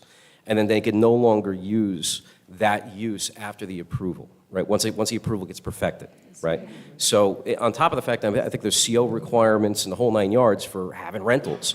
So if you have a concern, it's got to go to the zoning officer, it's got to go to code enforcement. It's got to go that avenue. It's the only people that can impact that. Mr. Shea, Yep. I appreciate it, and we had this talk last time when you silenced me before. Then I'm asking you to And comply it with the was last time I talked to you. in particular to this property, I where I get expressed my that, concerns and I'm to telling you, the only people that have any But I capacity have. to do what I you're have, saying and their is them. capacity is limited. Then you have to appeal their determination and take it the next step. Yeah. Right? So So beyond we're that, looking to convert let's move on to the illegal next house question. of worship to be Let's move on to the legal next now, question. right? What other question do you have for an expert?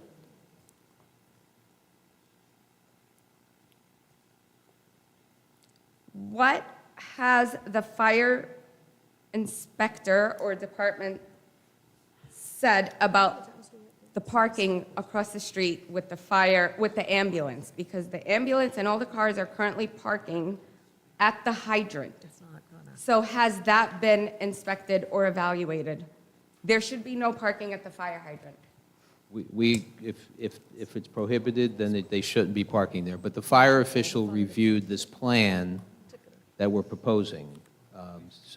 And we've agreed to address his comments. They're all on-site type comments about hydrants and things. But as far as street parking is concerned, I don't know if they review that. When will the street parking signs go up?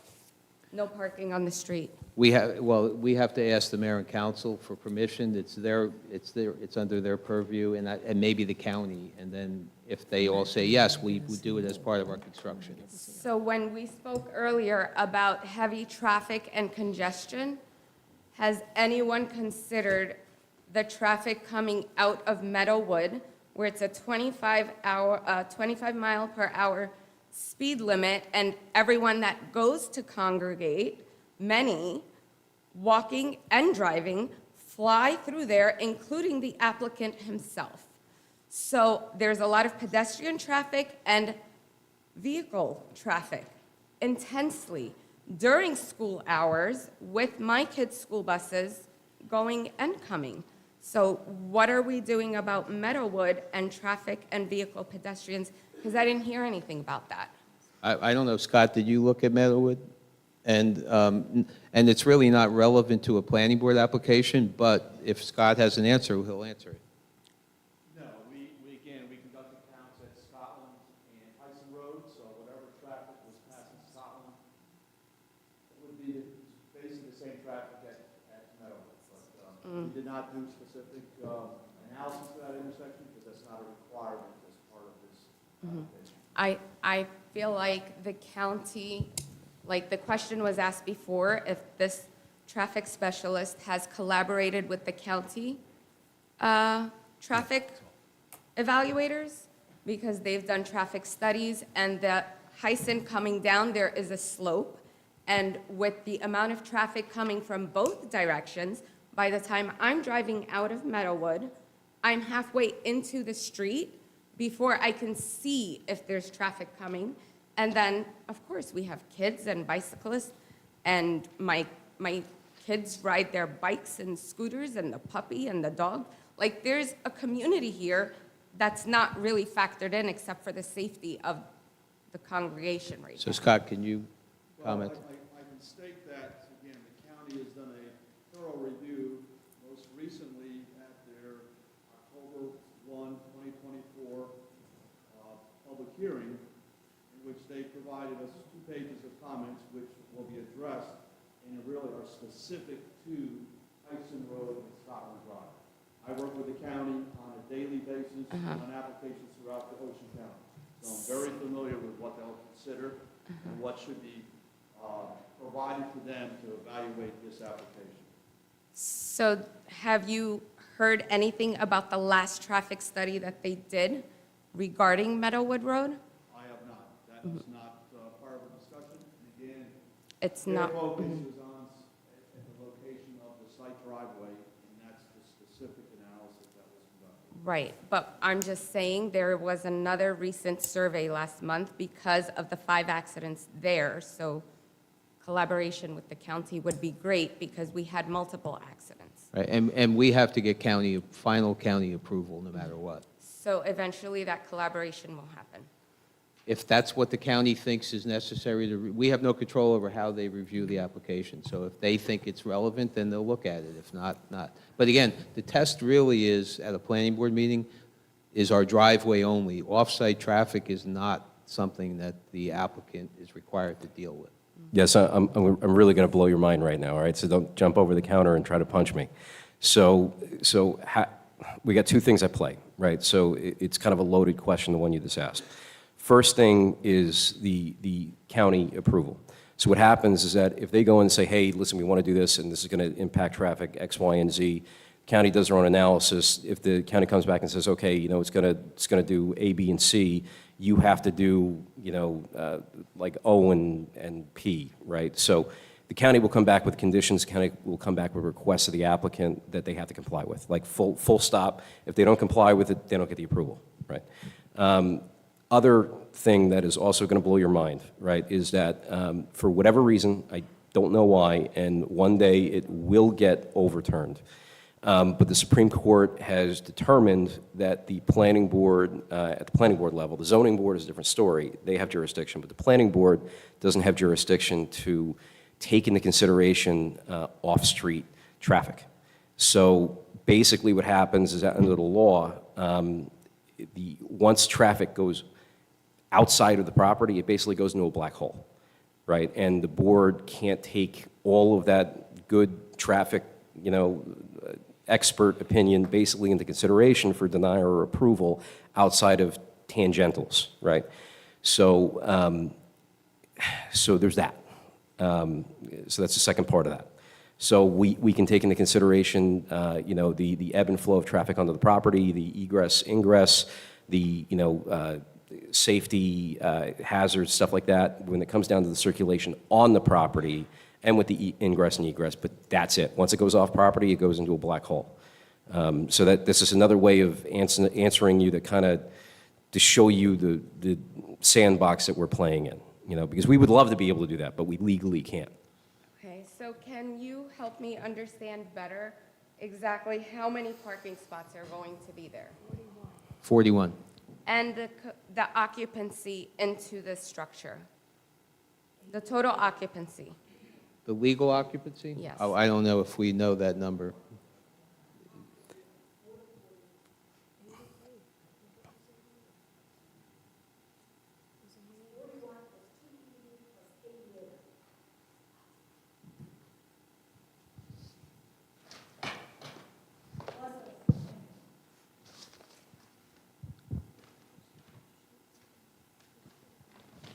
The architect could probably do a calculate. You're talking about for what the... So 16 plus 41 plus 2. Is that what it is? No. Okay, so I'm trying to understand it here. how many parking spots? Oh, parking spots or occupancy? Well, the parking is 41, you said, but the total occupancy.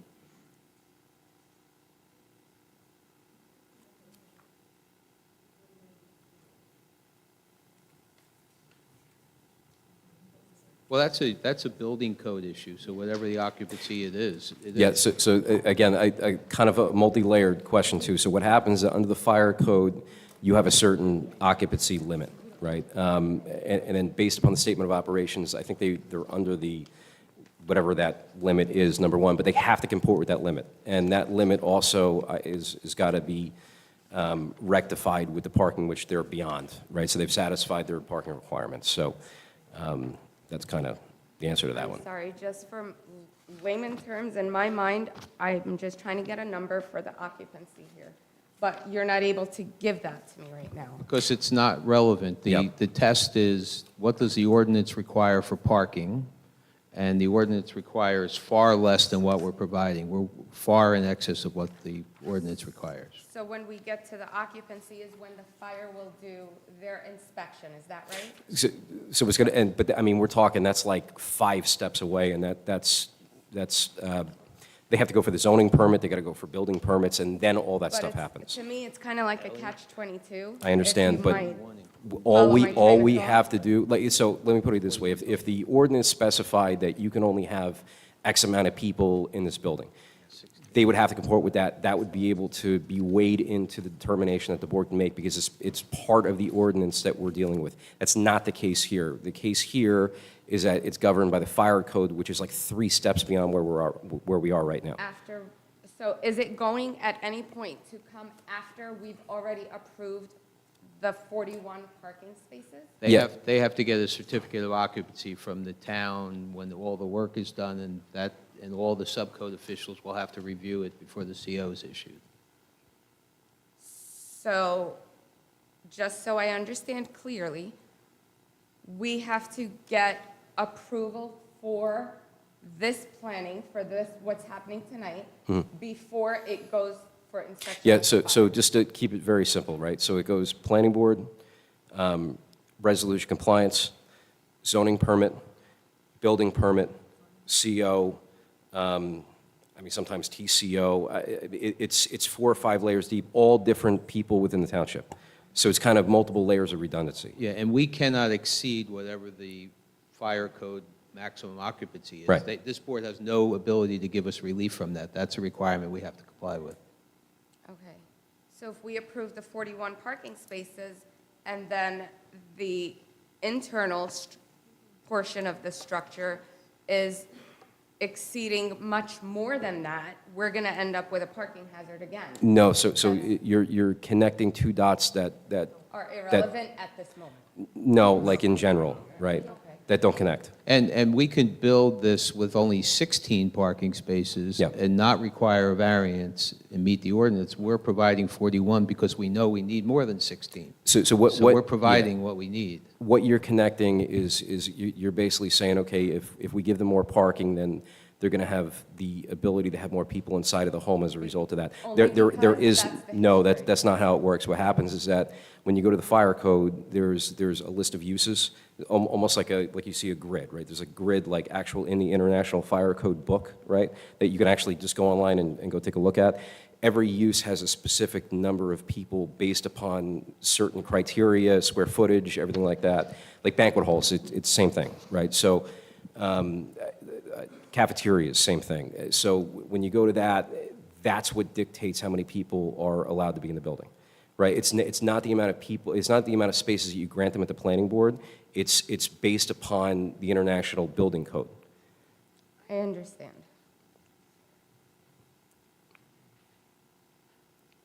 So help me understand again the setback, because I know nobody wants to tear down this structure, but for me and my family, it's not been fun.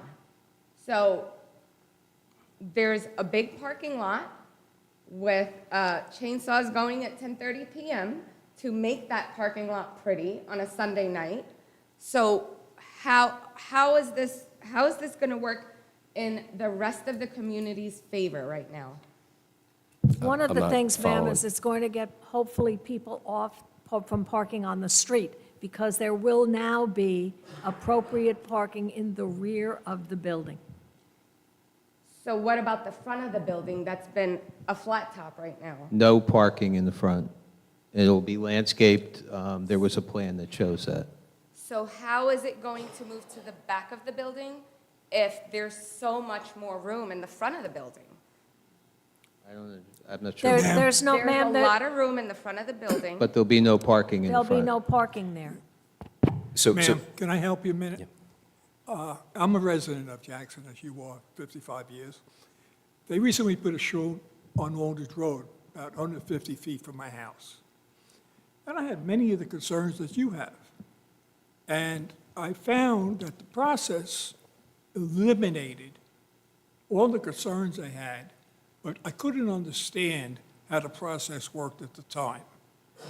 What you're going to see is this plan and this committee really does have your best interests at heart. What they're going to do is they're going to remove all the activity from the front of that building, take it to the back. They're going to put in new lighting that's going to with shields, that's going to focus the lighting straight down, for it doesn't shine across Into my bathroom? into your bathroom, into, hopefully not into the, the driveway next door or the street in front. I can only tell you that everything they're doing here is dictated by the laws and the ordinances that are on the books. There is nothing here that the applicant is asking for other than one thing, The setback? that front setback. And that front setback's existing. So he's not asking to reduce the front setback. He's asking to use the existing setback because that's where the house is. And it's been I there for would- years. I would suggest that everything I've heard you say, I've also, but I can tell you, I live 150 feet from a shul on Aldridge Road, a very busy road, I'm sure you know it. And you don't know what's there. I honestly can tell you that. And if you want to go down my road, I'll give you my phone number. I'll show you what I live with. And if that helps you, I'd be more than happy to do so. I would like to speak to you at the end of the meeting. I'll be here. Thank you. Madam Chair. Remind him that he can't do that. Okay. I don't know if you caught my cross-examination going back and forth with Mr. Alfieri. Maybe you stepped in late. Specifically, I asked about the lighting. I discussed it at the site level, and then when Ms. Flores came forth, I discussed it again with her and the wall packs. Mr. Halpern came forward. I do recognize exactly what you're saying. I drive down Whitesville Road out of this town, and I am blinded by the light. You could read a newspaper on the sidewalk.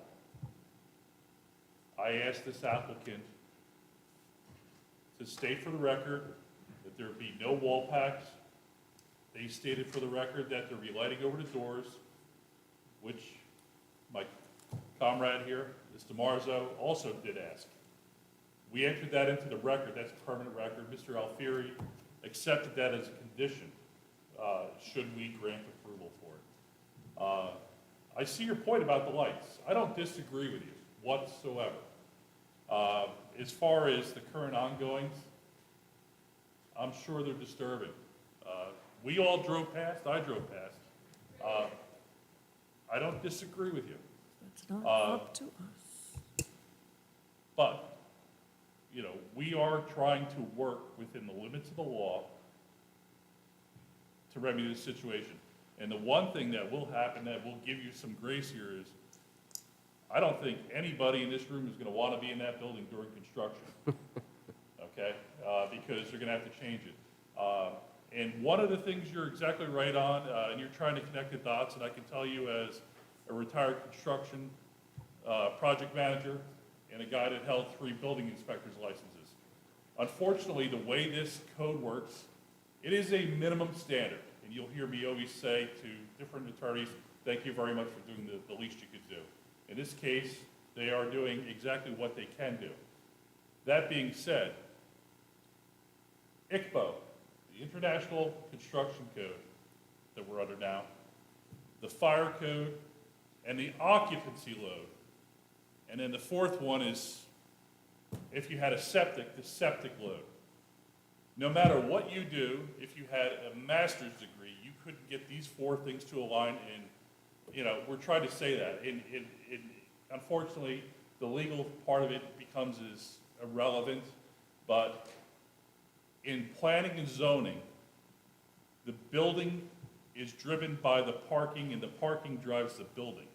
You can have a shopping center, and you'll have lots of parking, because that's a different filter. When it comes down to a house of worship, it's governed with another set of filters. So unfortunately, it becomes very difficult to connect those 4 things. I think the occupancy load in this building is, this room is like 120 or 280 or something. Have we had more in here? Yes, because under the type of construction, it's a concrete floor. I can tell you the live load on the house that you live in and the house that is constructed there, you're not going to have more than 200 pounds per square foot. So if you see a guy like me in the room with a bunch of other guys, and we start bouncing up and down, we're going to be in the basement. So that's also driving the amount of people that can be in that building. So I just want to, give you the sense of assurance. We're not the enemy here. We're stuck with these 4 different divisions of code that will never come together because, unfortunately, it's the assemblymen in Trenton that are pushing it with the lobbyists. But I see your point on the lights. I've worked with this group here to get it on the record that they're going to comply. And if they don't comply, then what you can do is you can pull the resolution, should we approve it, which states every last thing, including our testimony, line by line, and say, look, this is what's agreed to. I made a comment about Grand Boulevard where we asked for, and I did receive, and it was noted in the resolution, to get 5-foot sidewalks. There's 3-foot sidewalks out there. I can bet I'm just as hot as you about that lighting situation as I am the sidewalk. I'll rest there, but we do hear you. Yeah, I'll take it one step forward. So just to make everybody's life easier, Eli, can you work with her to make sure that you know where her home is in respect to the project and where the lighting is, so that that her concerns can be addressed regarding the lighting in her property? You guys can chat afterwards and just, Yeah. He responded yes. Okay, yeah. Just meet up with him afterwards and, yeah. Anyone else have questions specific to the cross-examination, please? Seeing no one come forward, I move to close the cross-examination portion of the testimony. All in favor? Aye. Now we will open the podium to people who have general questions. I move to open the public comment portion of this application. Sullivan? Second by Riker. All in favor? Aye. Anyone wishing to speak on this application may come forward now.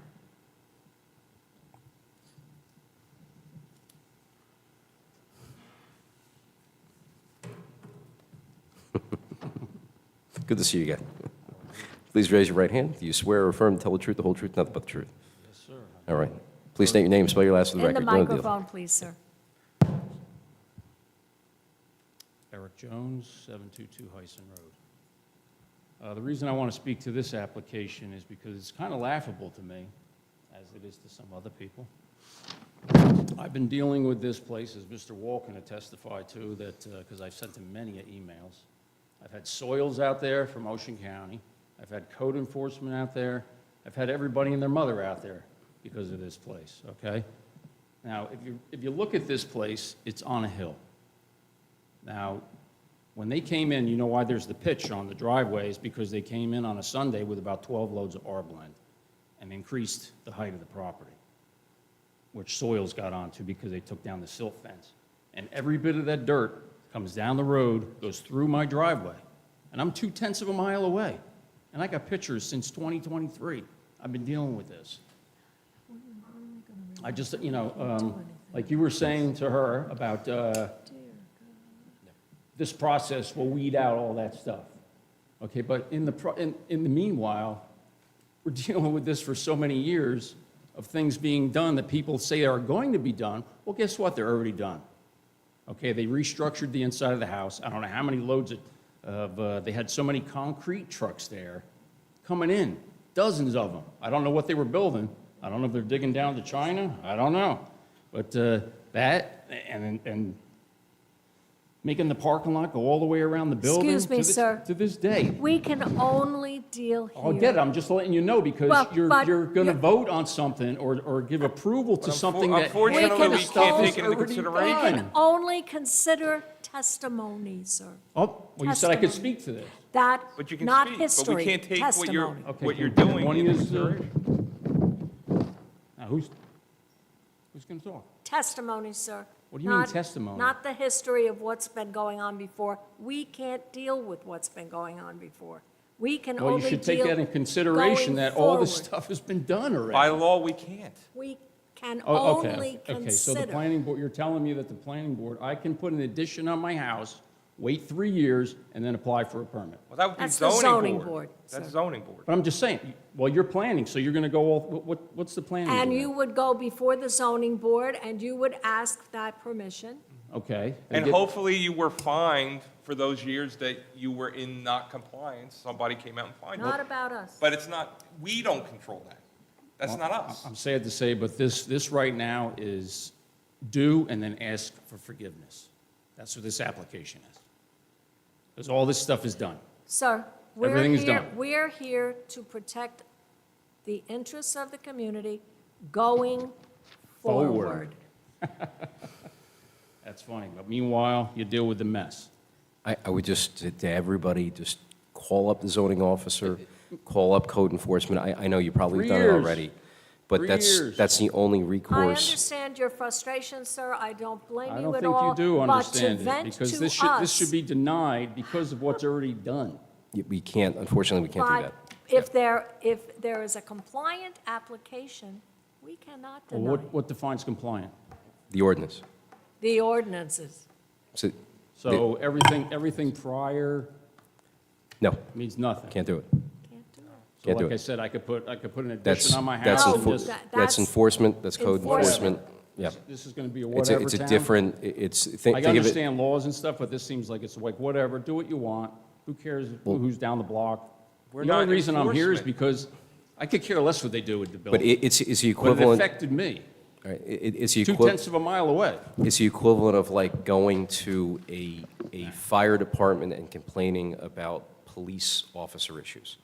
That's what I'm saying. It's a different, like you can't, coming here and talking about violations of code enforcement and building and zoning issues and stuff like that we can't put a safety vest on and then go write tickets at somebody's house because they're, not, that's not how this works.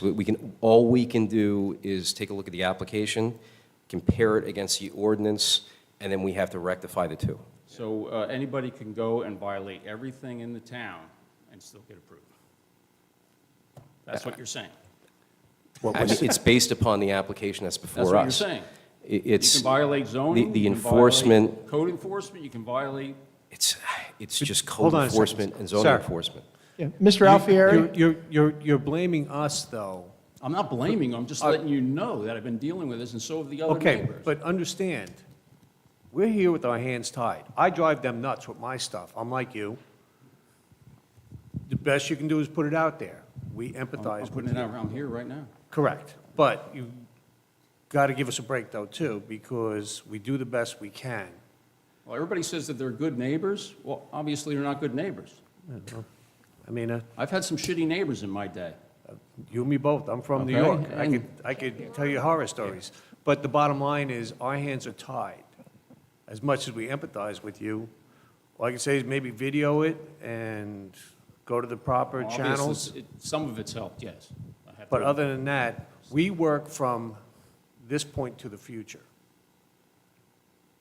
Yeah, that to that doesn't- point, that Mr. makes- Alfieri, that makes no your sense. clients are aware that they have outstanding violations against them? They know they're not compliant with the ordinance. Whether there's outstanding violations today, I don't know the answer to that. Okay. Obtaining approval from this board to reconcile those outstanding violations would help move this process forward so that you would be obligated to install these improvements to ameliorate the concerns we've heard about this evening, Yeah, correct? correct. And they are anxious to get the work done. So at the moment they can get a building permit, they're going to fix everything and build what we've presented to you tonight. Thank you. Well, see, that's making some headway there.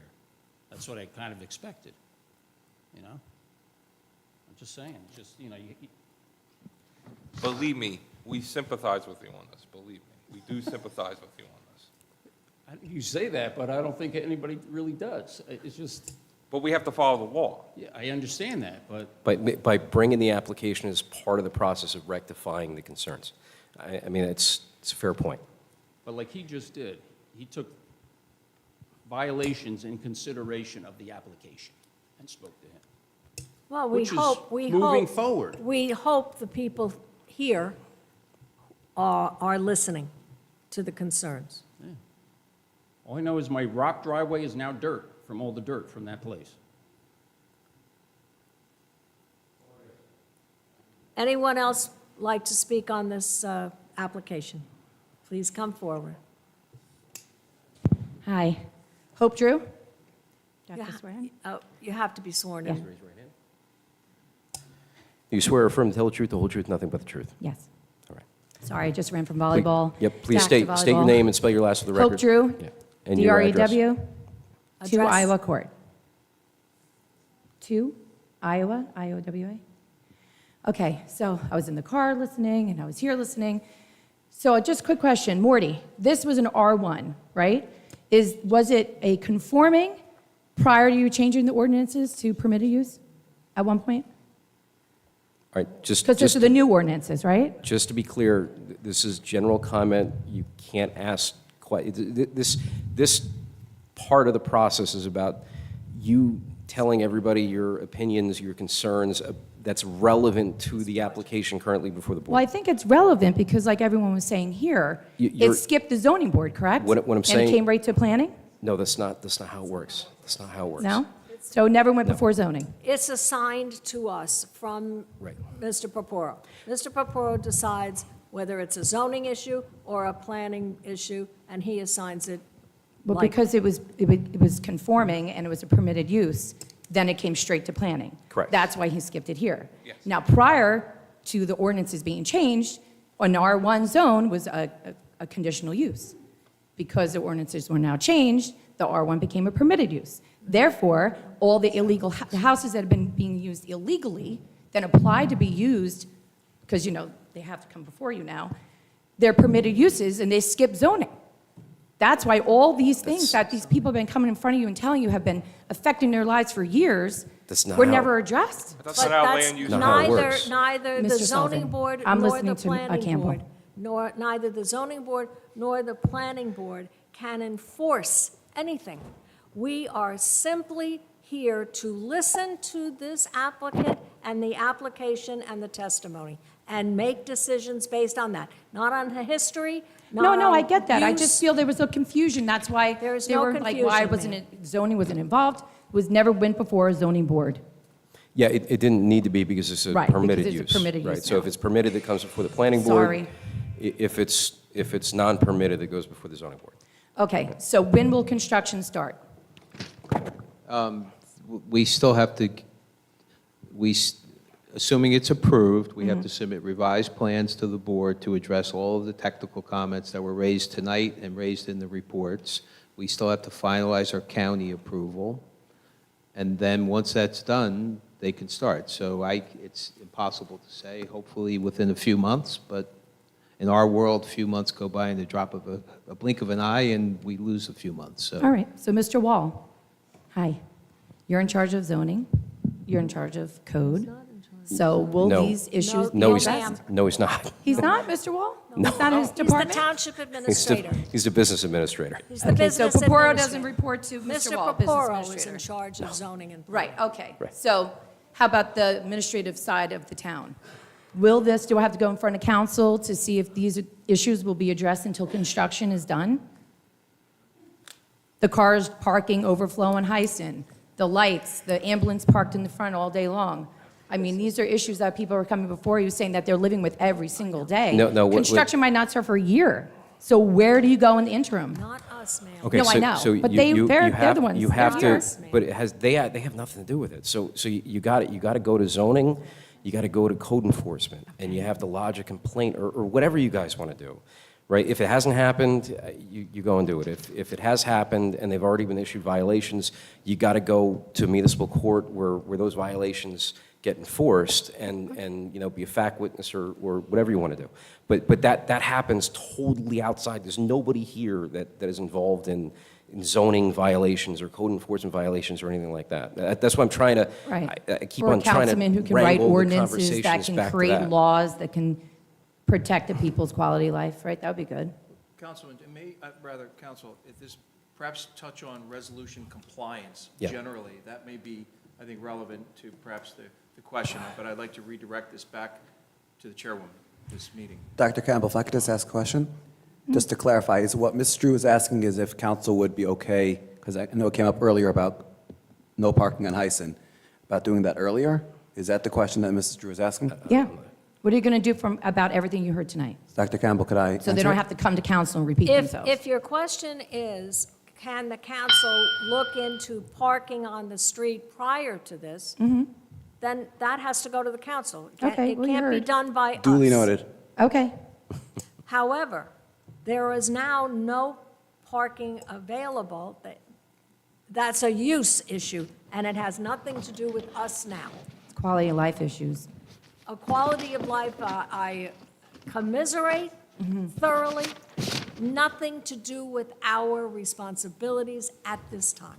Okay, real quick. You mentioned something about the Aldridge Shul. You said it doesn't affect your life. Which one are you talking about? The one that's still waiting for site plan construction? The one that's being used in a house that's not even, no site plan construction yet? I think it's New Prospect. But this is also irrelevant to the application before us, and therefore... Well, he spoke. I'm not allowed to ask him what he said before. He said Aldridge Road didn't affect It's his life, so I'm irrelevant just to the- asking All what right, that one at meant. a time, guys, one at a time, one at a Yeah. time. All right. On Aldridge Road, Right. I believe it's a shul, It's a home. that's a home. It's a home. It's a converted, much like, They received its site plan, yeah. right. And I would use that as an example Right. of what this is going to be of use. In other words, simple use. Didn't you say it's not causing any harm, or isn't that what you said? I've not seen any Oh, negative impact. so the family had to sell their house behind it because the lights were blaring into their home, had nothing to Ms. do Drew, with this it. is irrelevant to the application before We- us. Okay, got- well, we gotta tell the keep it- truth, though, I mean, That's why I said I would be happy to take you there. yeah, they got approved for a site plan, and it's still operating without the construction, just like this is gonna do. So, I mean, there needs to be an ordinance written. You shouldn't be allowed to continue to Okay. operate a home We- without. we the got- Ms. tax- Drew, you have gotta my email keep it- address, you know where to find us. Okay. We got to keep it relevant. We all know what I'm talking about, right? We got to keep it relevant to this application. All right. That's all we can take into I have consideration. a carload of volleyball girls. It was a pleasure. Have a good Okay. evening. Hope the car's not running. Is there anyone else who would like to come forward to speak about this application? Please do so. Carlos All right. Martins, Jackson. Hang on one sec. All right. Do you swear or affirm to tell the truth, the whole truth, and nothing but the truth? Yes. All right. Please state your name and spell your last for the record. Carlos Martins, 406 Cobain, Jackson, New Jersey. Okay. My question is about the paper road. I don't really understand that too well. But, so is that considered a quarter lot right now? Corner lot? And if it is it because of the paper road? Most likely. Yeah, I'll defer So that that to is the one planner. impact of, it's not really a road, it's just on paper. It's on paper. And you know why I'm asking, because I thought houses of worship had to be on a corner lot. No, No? Not when they're on a county roadway. Not that- Not On a when they're on main the car. county road? Yeah, well, Okay. yeah. Mr. Shea, I think in if it was in a R9 and neighborhood- R15. I think in R9 and R15. Yeah, Oh, it's a not an different, R1? it's a Okay. different situation. Yeah. That, I understand your question. Do you Yes. have another question? No, that was it. They Thank both you. came together, whether that county. Anyway, Okay. thank you. Thank you, Thank sir, you. for your question. It was a good question.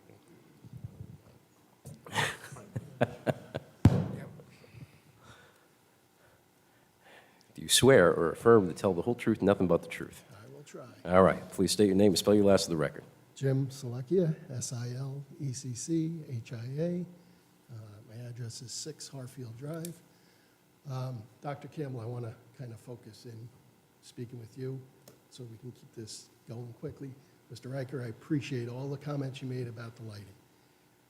Can you tell me when this board has changed their philosophy to only going forward on projects, when in the past, on projects, because you know I've been here for over a year and a half now, you have asked applicants that own the property currently to make changes to it as part of the approval process by this board?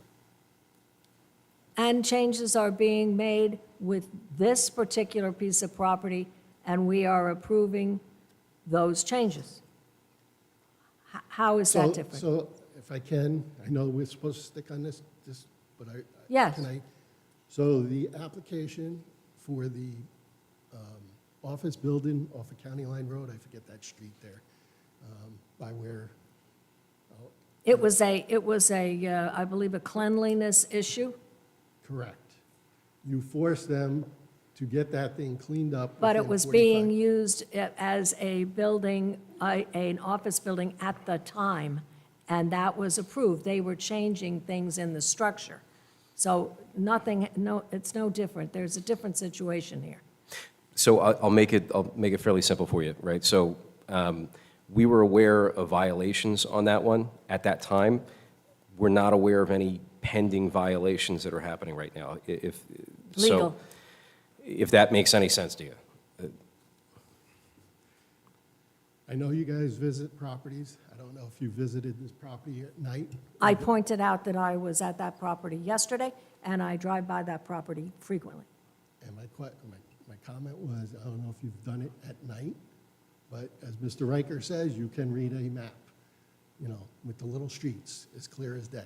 So all I would ask the applicant is to consider shutting off some of those lights that exist currently. It would help everybody now. That's all, just as a nice, you know, here, we want to work with you guys. We're going to shut some of these lights off, because there's got to be 5 or 6 lights. That's all I'd love to see, somebody just ask. I think you can ask them, and I just did. that's Write fine. it down. I hope they agree. I see Mr. Alfieri writing it down. I I'll hope write they it would- down. I'll ask them. What I'm saying is that we cannot ask that. Well, you have in the past, that's right. Different situation. You're splitting hairs. Different You're situation. splitting hairs. Thank you. I'll get an Thank you. answer. We'll get an answer for you before we leave. Anyone else like to come forward?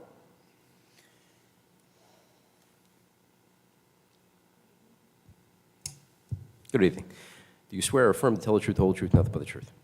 All right, please state your name and spell your last for the record. Stacy DiMaggio, Ma'am, we can't hear you. Stacy DiMaggio, DiMaggio. I live on 6 Edinburgh Court. I just want to thank you for addressing some of the light issues. It does greatly impact my life. And also the parking on Hyson Road, which does also affect everybody's life. I've witnessed a lot of unsafe Can you speak into the, I've witnessed, I'm not going to talk in the past, but I want to just ask. hang on, you may want to, Yes. I would like you to try to address some of these issues now, if possible, because it greatly affects everybody's life. Safety is my main concern at the moment. I have a new driver in the house. He comes up to the corner of Scotland and Hyson. He's a new driver. He's inexperienced. You know what's going to happen. I'm petrified. All the people speeding by, it's a 45-mile-an-hour road. We know that nobody drives that speed limit on that road. The people walking, crossing the street, it's an accident waiting to happen. I don't want to witness it. I've lived here 17 years. I've been very happy here until the light pollution, which will be addressed, and the parking on Hyson Road. I can't see. I pay $12,000 a year to live in that house. I can't get out of my street. I'm afraid. I have to go all the way around. I'm not lying. Please address some of these now before it gets into approval, but I do want to know, when this does get approved, what is it going to do to my taxes? What is it going to do to the value of my house? If you can have any insight to that. Ma'am, we all live here, except for a few scattered people. We do. We live in this town. We deal with what you deal with. We understand. But we take a promise to do things by the law. I hope that the people sitting in this audience are listening to you, the people who can do something about it and are paying attention. That would be my hope, that they are listening and that they will want to be good neighbors.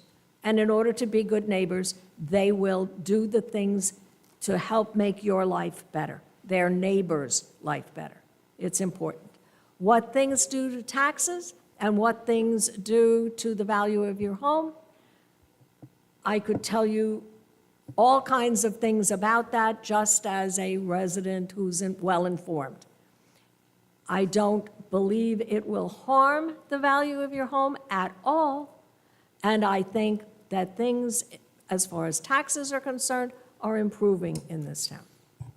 Yeah, and just to be clear, there's actually case law in point that says that you can't take into consideration the future impact on prices, and you can't take into consideration either revaluations or tax increases or decreases, just so that Just to set everybody the record is clear on that one, right? Okay. Well, I thank you. Thank you for addressing the lighting and the parking. Thank you. All right, so remember, general comment this time. Okay. Well, I'm gonna stay in I'm my lane going as much to as swear you in possible. again, all right? Okay, Rania, All right. Asim Mahmood. All right, do you swear or affirm to tell the truth, the whole truth, nothing but the truth? Yes. So thank you, guys, by the way, for being patient and addressing me at the end of the last session. So my question would be, I heard you say there are current violations, correct? We Or don't no? know that. Did anyone we say, how don't- are we addressing the current violations in place? No, the question was if there were current violations, and the If. answer was, to our knowledge, there are no current violations. So that takes me to the next part where, so construction is going to happen mainly internally, correct? They're Not gonna- outside? they're gonna No, no. build, Besides the landscaping? and the parking lot, and the drainage, and the lighting, that'll all be new. How about inside? Any? Inside, there'll be interior We have renovations. nothing to do with inside. Okay, But there will be interior renovations, they have to get building permits for that. okay, so are those So okay to be addressed now, I don't or know is if it we're- in another meeting? Yeah, this is, we're kind of getting beyond the scope of general now, because we're going back to questions For the to architect. Well, that- the architect and stuff like It's a that. train of thought I have, and it's going to go back But to we Morty can't- and safety and right. the council. But it's, so general comments about like how you feel about the application, you voice your opinion about it. It's, the cross-examination part is over at this point. So we It's can't just a circle back question. because it's part of the Robert rules of. It's a question. I know that, but it's general comments, not about questions, general comments Okay. about your opinion. So, I guess, have we addressed internal construction here, so I can ask the next question? So, okay, I'll simplify that. We don't have anything to do with internal construction, the building department does. Okay. So We going, do discuss, the architect gave testimony about what is happening in the interior of the building. But we don't, the building department Yeah. takes care of that by code.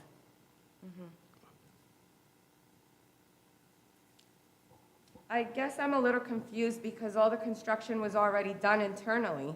We don't have anything to do with that, ma'am. We don't know that that took place, whether it did or whether it didn't. We do Well- not know. We are not privy to that information. Okay. Okay, so going back to the proper channels. So was this, because I don't understand this part, was this supposed to go in front of zoning and it didn't? No. No. So was that a proper channel?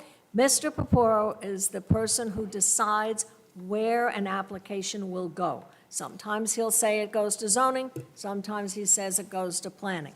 That's his, Mr. Peporo, so it's... He's a zoning officer. he's the zoning officer. So why would he skip zoning? He for doesn't this? skip, he Yeah, it- assigns to one So why or the would other. he So, assign it here first? think about it in two buckets, right? So whenever you're looking at an ordinance, you have a list of permitted uses, right? So in a residential zone, you'll have 10 permitted uses.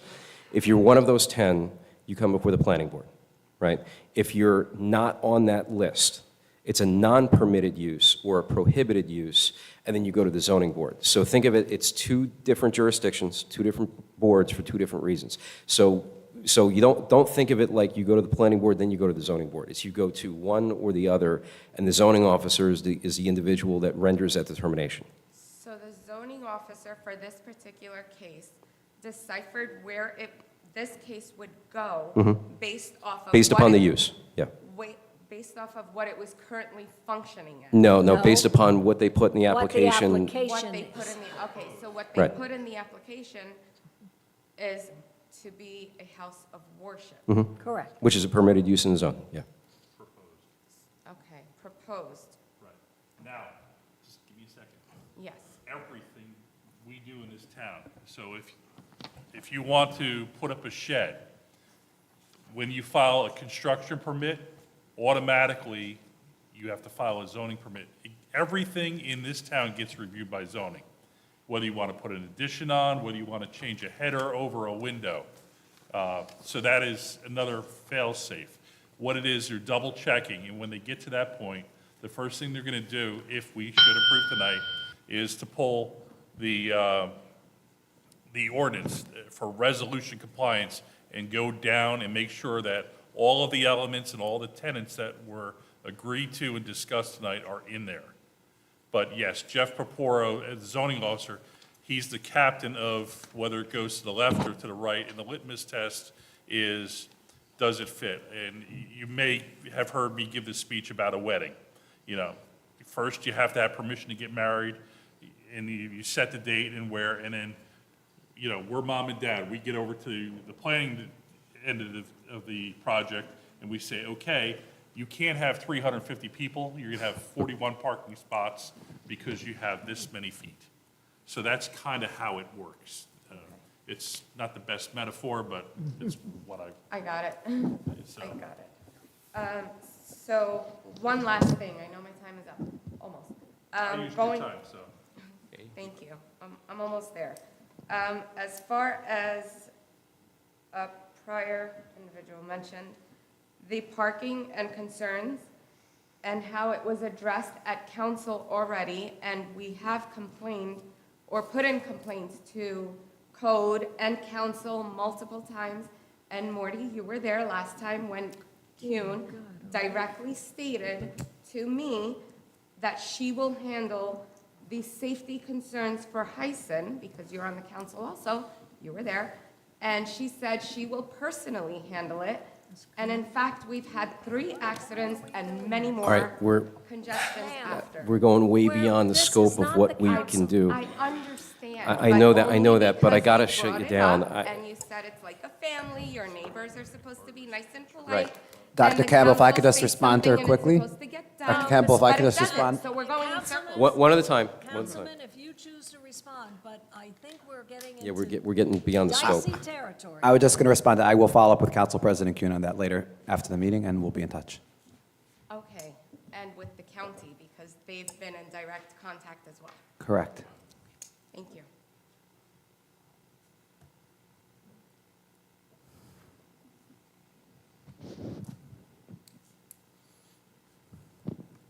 Good evening. Since I have to swear in again, my name is Michelle Yes, Waring. ma'am. All right. Do you swear or One affirm L to tell the Michelle. truth? Do you swear or affirm to tell the truth, the whole truth, nothing but the truth? Why wouldn't I? Of course. Well, I don't know, do you? It's an Yes, I affirmative. do. You have to, I just got married 36 years ago, so I'm getting married again tonight. Has it been a happy I do. marriage? I don't know. I came home from New Hampshire to be here tonight. I'm very happy for you. Unfortunately, I wasn't there. I'm sure you were, Mr. Shea. And I know your dad. I've been around a long time. All right, let's get to my points for 10 minutes, or however many minutes you allow me. How can we share our concerns in writing after this meeting? To whomever your concern addresses. So if you have. That's not a real good answer. You If need to you be more have, well, specific. there are many. Let me, let me just keep it simple. So if you have. I need to write stuff down. If I you cannot have bring everything up concerns, if you verbally. have concerns regarding the application that you think the applicant can address, you can reach out directly to Mr. Alfieri and say, hey, listen, I have X, Y, and Z concerns. Is there any way that you can help out? All right, that's one way of doing it. The other way is addressing it with code enforcement or the zoning officer or anything like that. But if it has to do with this application and something that you think that they could do to address your concerns, you can reach directly out to Mr. Alfieri. What can be done if things are not done in compliance in the future? Code enforcement. Code enforcement. Well, Jeff knows that I have his phone number, so he's not going to like to hear this. Just saying. How can I submit an opposition statement? There is no opposition. What do you mean? I oppose all of this. How do I All right, submit that? we can't give, all right, just full stop. I can't give you legal advice, number one, okay? So I Do try I to need to help hire a everybody lawyer? out Is that as what I much need as to I do? humanly can, right? I try Do to I help need to everybody hire a out. lawyer, Mr. Shea? I would go consult with somebody. I can't give you legal advice. That's all. I try to help everybody out as much as I can just to make sure When will everybody your understands. final decision be made on this board? Tonight. Tonight? No, it's, no. So the board, after general is So done. when we sit here and you close the meeting, and you Let say me- yay or let me- nay, let me explain we're it all to you. going to walk out of here feeling wonderful, Let me right? explain it to you, okay? So after general is done, the only thing left to do is vote on the application. The board will vote on the application because we have the Is time that why tonight. the 3 police officers are Right? here? No, there's nobody here. Yeah, they walked in and walked out. What does that Because you have had to do such with a concern anything you're with, talking with about? everybody speaking. Oh, my God. Do you want me to continue talking No, about I what you don't just want you asked? to continue because you're an attorney. Are you kidding me? Our All plans right, and you know what, you're being our rude. plans I'm trying to and help you. reports You're being available for rude. I'm review. trying to help you. You're being rude. Do you have anything else that you want to ask me? Do you have anything else you want to ask me? Okay, so are the applicants present and do they live on Scotland and or Meadowood? And, you know, Ask the applicant. We have many members of the congregation here. so they have not come up to speak once. Nor do they have to. Okay. Are plans available after the meeting? The reports and the plans available? Plans are after the available meeting? on the website, on the township website. I did go to town hall and I spoke to the secretary or this young No. lady. I picked up stuff Usually. a month ago. Is it the same as is being There presented might tonight? be newer ones, too. Are always available Yeah. at the municipal annex for anyone who wants to view them. Right, so there's two ways that you can look at everything. Number I've one. gone to her office. Number one, everything's posted online, so there's actually a subfolder on the planning board website with all the documents that the applicant relies upon during the hearing, right? And all the expert reports and everything like that. Alternatively, you have the right, as an interested party, anybody does, really, that lives within the township, to go and inspect the file with the board secretary and to verify that the documents are all there, right? So anybody has the ability of doing that, either before the application, during the hearing, or after. So I hear that they're having both male showers and female showers in this structure? Yes. There are 2 mikvahs in this building, one for females and one for males.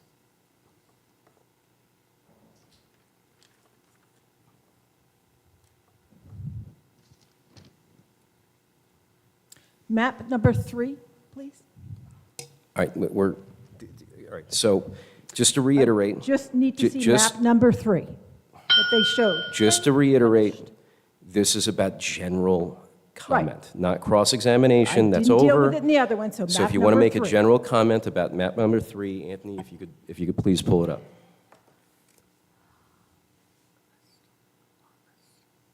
I hear all the sighs out there, I'm sorry, but I've lived here for 31 years, and I need to get this, yeah. That's fine, as long I as guess this is so. general Yeah, that's comment. good. That's as good as we're going to get. It was actually the one before, but that's okay.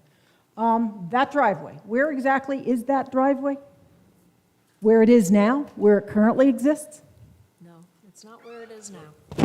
You're just making statements, so. No, I know where the driveway, they come in and Yeah, out of. ma'am, Is that do you- where do they're you- coming in and out of now? Ma'am, this is not about questions, this is about comments. My Do you neighbor have needs to know, opinions? as well as I do, because it's You just adjacent to had her the home. ability of asking cross-examination questions. We gave you as much time as you needed or wanted, and you sat back down. We were very clear in the fact that it's separated into two different parts. One cross-examination, one general. That's the Robert Well, I couldn't Rules fit of it all in Order. one, so That's I had to go what to the the general, board 'cause you complained. process is based upon. Do you have a general comment left? Yes, how are they pulling in and out of there? That's a question. Do you have an opinion about the application? Yeah, it sucks. Okay, great. Time's over. You're done. Thank you. Thank you. Would anybody else like to come forward and make a general comment? Seeing no one else come forward, I move to close the public comment section of this application. Sullivan. All in favor? Aye. Mr. Alfieri, would you like to conclude? Yeah, just very briefly. The use, as we all know, is a permitted use, the house of worship, and the mikveh is a permitted accessory use under the ordinance. The only variance being sought is the front yard setback, which is an existing condition. The applicant's planner placed the necessary proofs on the record in that, number one, it's an existing condition. Number two, there's no exterior changes, so it still looks like a house from the front. Number three, there's no activity out front, so the front yard setback doesn't impact in any way the public because everything happens behind the building. We've agreed to address the board's comments, the board professional comments. We've agreed to deal with the landscaping, the lighting, as indicated previously. Stormwater management will be addressed. We've agreed to the crosswalk and the signage based upon the county. We petition, and if the governing body wants to stop parking on that street before we ask, they certainly have the right to. So we've addressed all the comments. We understand the public's concerns, and I sympathize with them, but the issue is this application, if approved and when built, is going to be far superior to the conditions now, which we understand are not favorable to the neighborhood, and this will be an improvement, and we request that the board grant the approvals with the agreements and stipulations that we placed on the record. Anyone have any comments on the board? I just had one question. Mr. Alfieri, you had mentioned that you were going to speak to your, Yes. to the applicant. I apologize. They agreed, going forward, lights will be off by 10 p.m. as we agreed on the main application. I'm sorry, I forgot to say that. So yes, that would be certainly something that will be implemented immediately. Right? Immediately. Yes, immediately. Excellent. 42 minutes. You have 42 minutes. I have a Yes. question. You going, Jeff? Okay. As much as I tried my hardest tonight to avoid giving the good neighbor speech, you're going to get it now. Okay. First thing you're going to do is you're going to get rid of the ambulance. Second thing you're going to do is you're going to cut the lights, and you're going to start getting into gear. I'm watching a bunch of guys sit there and smirk, okay? This application should have been done in 45 minutes because it's conforming. It's conforming. Do you understand that? Guess what's not conforming? Your behavior, your actions.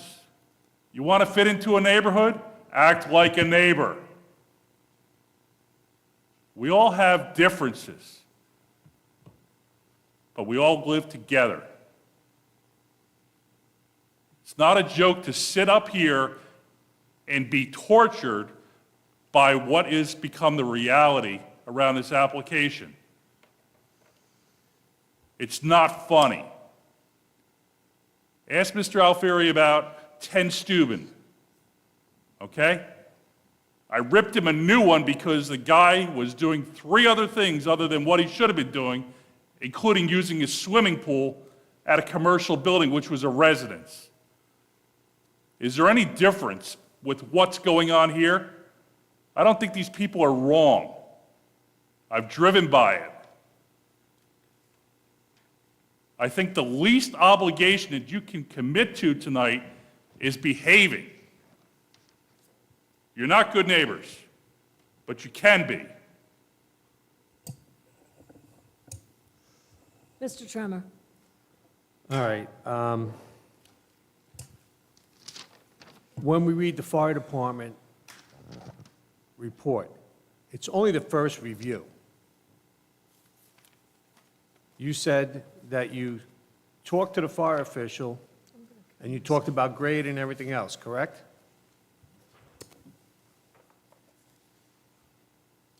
This plan was resubmitted 3 or 4 weeks ago, and to ensure that the fire official who did not yet submit a second review is okay with the plan, I sat with the fire official with this plan.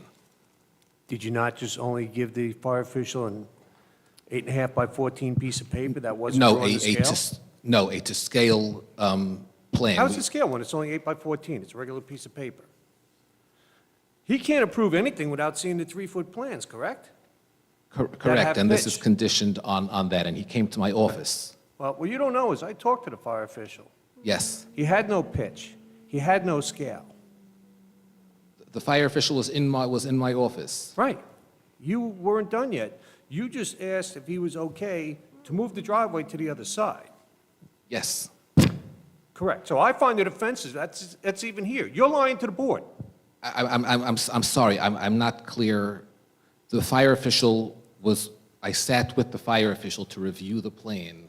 All you did was show him a piece of paper that had a drawing, not a plan, because you didn't have plans yet, correct? So how are we even doing this? I sat with Mr. Grossman with the plans, with these plans. 8.5 by 14 is not a plan, is it? All right, so just to be clear, Mr. Tremor, so the applicant has agreed to all the conditions that the fire department will send in a supplemental letter. And does the applicant agree to provide full-size plans from here on out to the fire official and Yes. send it to their office with But why- time stamped and received? Why is it okay to BS the board here? I don't think he's being a BS, and I think he just, All right, he's sugarcoating the facts. What if the fire official turns around and says, this driveway doesn't work? well, then they have to come back before the board. I have every intention. I want, No, but that's To be part, very clear. that's part of resolution compliance. So if the fire official comes back and says, you have to do X, Y, and Z in a supplemental letter that they have to get now, right? Then, and they don't agree to that, and that changes something significantly, they have to come back before us for full-on everything again. I understand all that. Yeah. They understand all that. I want them to all understand. We're not what the people perceive us as. We are here for the people. I feel very badly. I try and do a job every time. I try and put it out there. I have board members that give me a hard time. You know, and I don't know, I'm just beyond frustration. It's, you show a piece of paper, you can't even get a fire truck in. You have a parking lot with cars parked that will deny access to a building with ladders. So it's only the first review. There's going to be a big change here, so just want people to understand what they see may not what they get here. Well, and they're going to have to comply. Yeah, well, Yeah. I hope so, because he needs to have Well, another, they have to, or else they don't get the CO, Yeah. or a zoning permit, you know. I mean, I know it's not in our purview, but I don't understand how they continue on when they've made changes and they haven't resubmitted fully approved plans for everybody to review. It's skirting the process. We made the engineer made a full submission to the board secretary of the new plans. But whether the fire official received them or not, I can't comment. But you spoke to him, so you know. Yeah, he only sat in his office a week ago. There's no way he got them, because they weren't done yet. Yes, they were. No, I wanted to make sure that the fire official saw the revised plans, because I'm aware that once plans are resubmitted, they don't always get everywhere. He sat in my office after the plans, he sat in my office with the current plans. I wanted to make sure that he saw the plans, because I'm aware, as well as the landscape, I wanted to make sure that he saw it. So I wanted to make sure. I knew that he would not necessarily receive resubmitted plans. So what we looked at was resubmitted plans, and either way, the applicant is going to need to get an approval from the fire official. And I wanted to make sure I was comfortable that the fire official is going to approve the revised Listen, plans. I understand that, but it's still skirting it a little bit. I mean, you like to see the full plan and absorb it, find the little nuances. Sometimes you have to walk away, then you come back and you see what you didn't see at first. Yeah. And that's part of the process that's failing us. But that's, again, it's my personal issue. I apologize if I offended anybody, but I find it very frustrating being here. There are some days I don't want to be here because I feel like I'm not doing my job.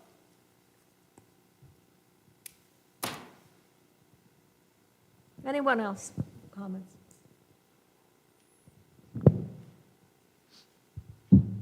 Anything from our professionals? Thank you.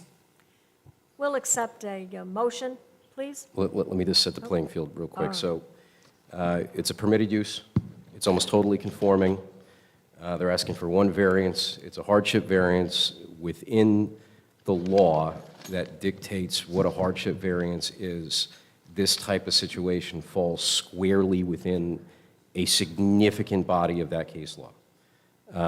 That's it. That's all they're asking. We have the list of conditions that's on the record, along with all the concessions that they're going to do with the neighbors to make sure everything complies and they're good neighbors. That's on the record as well, and also as a condition of approval. And I'll leave it to you guys. We'll look for a motion, please.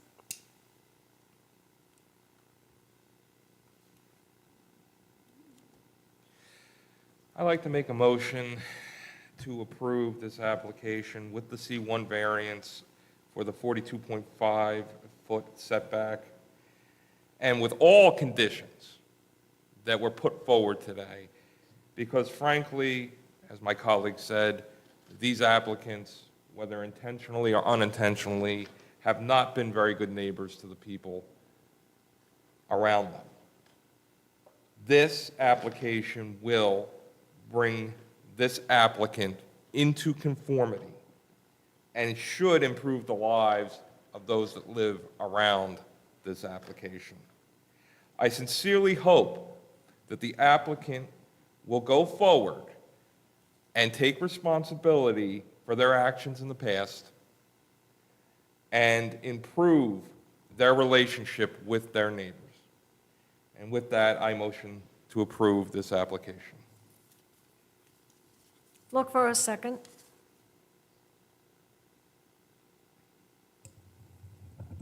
Based on all the testimony you heard tonight, and echoing what Mr. Sullivan said, I will second that motion. Heller. We'll have a roll call vote, please. Mr. Bernstein? Yes. Mr. Marzo?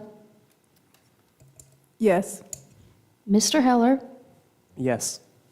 Mr. Riker?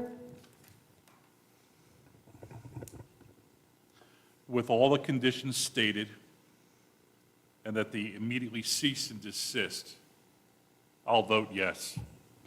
Mr. Rogers? Yes. Mr. Treamer? No, I think there's just too many exceptions that need to be fixed. Mr. Wall? Yes. Mr. Sullivan? Yes. Dr. Campbell? Yes. Congratulations. Take a motion to adjourn, please. Motion to adjourn? Second, Sullivan. All in favor? Aye. See you, not in 2 weeks, in a month. We'll need the break.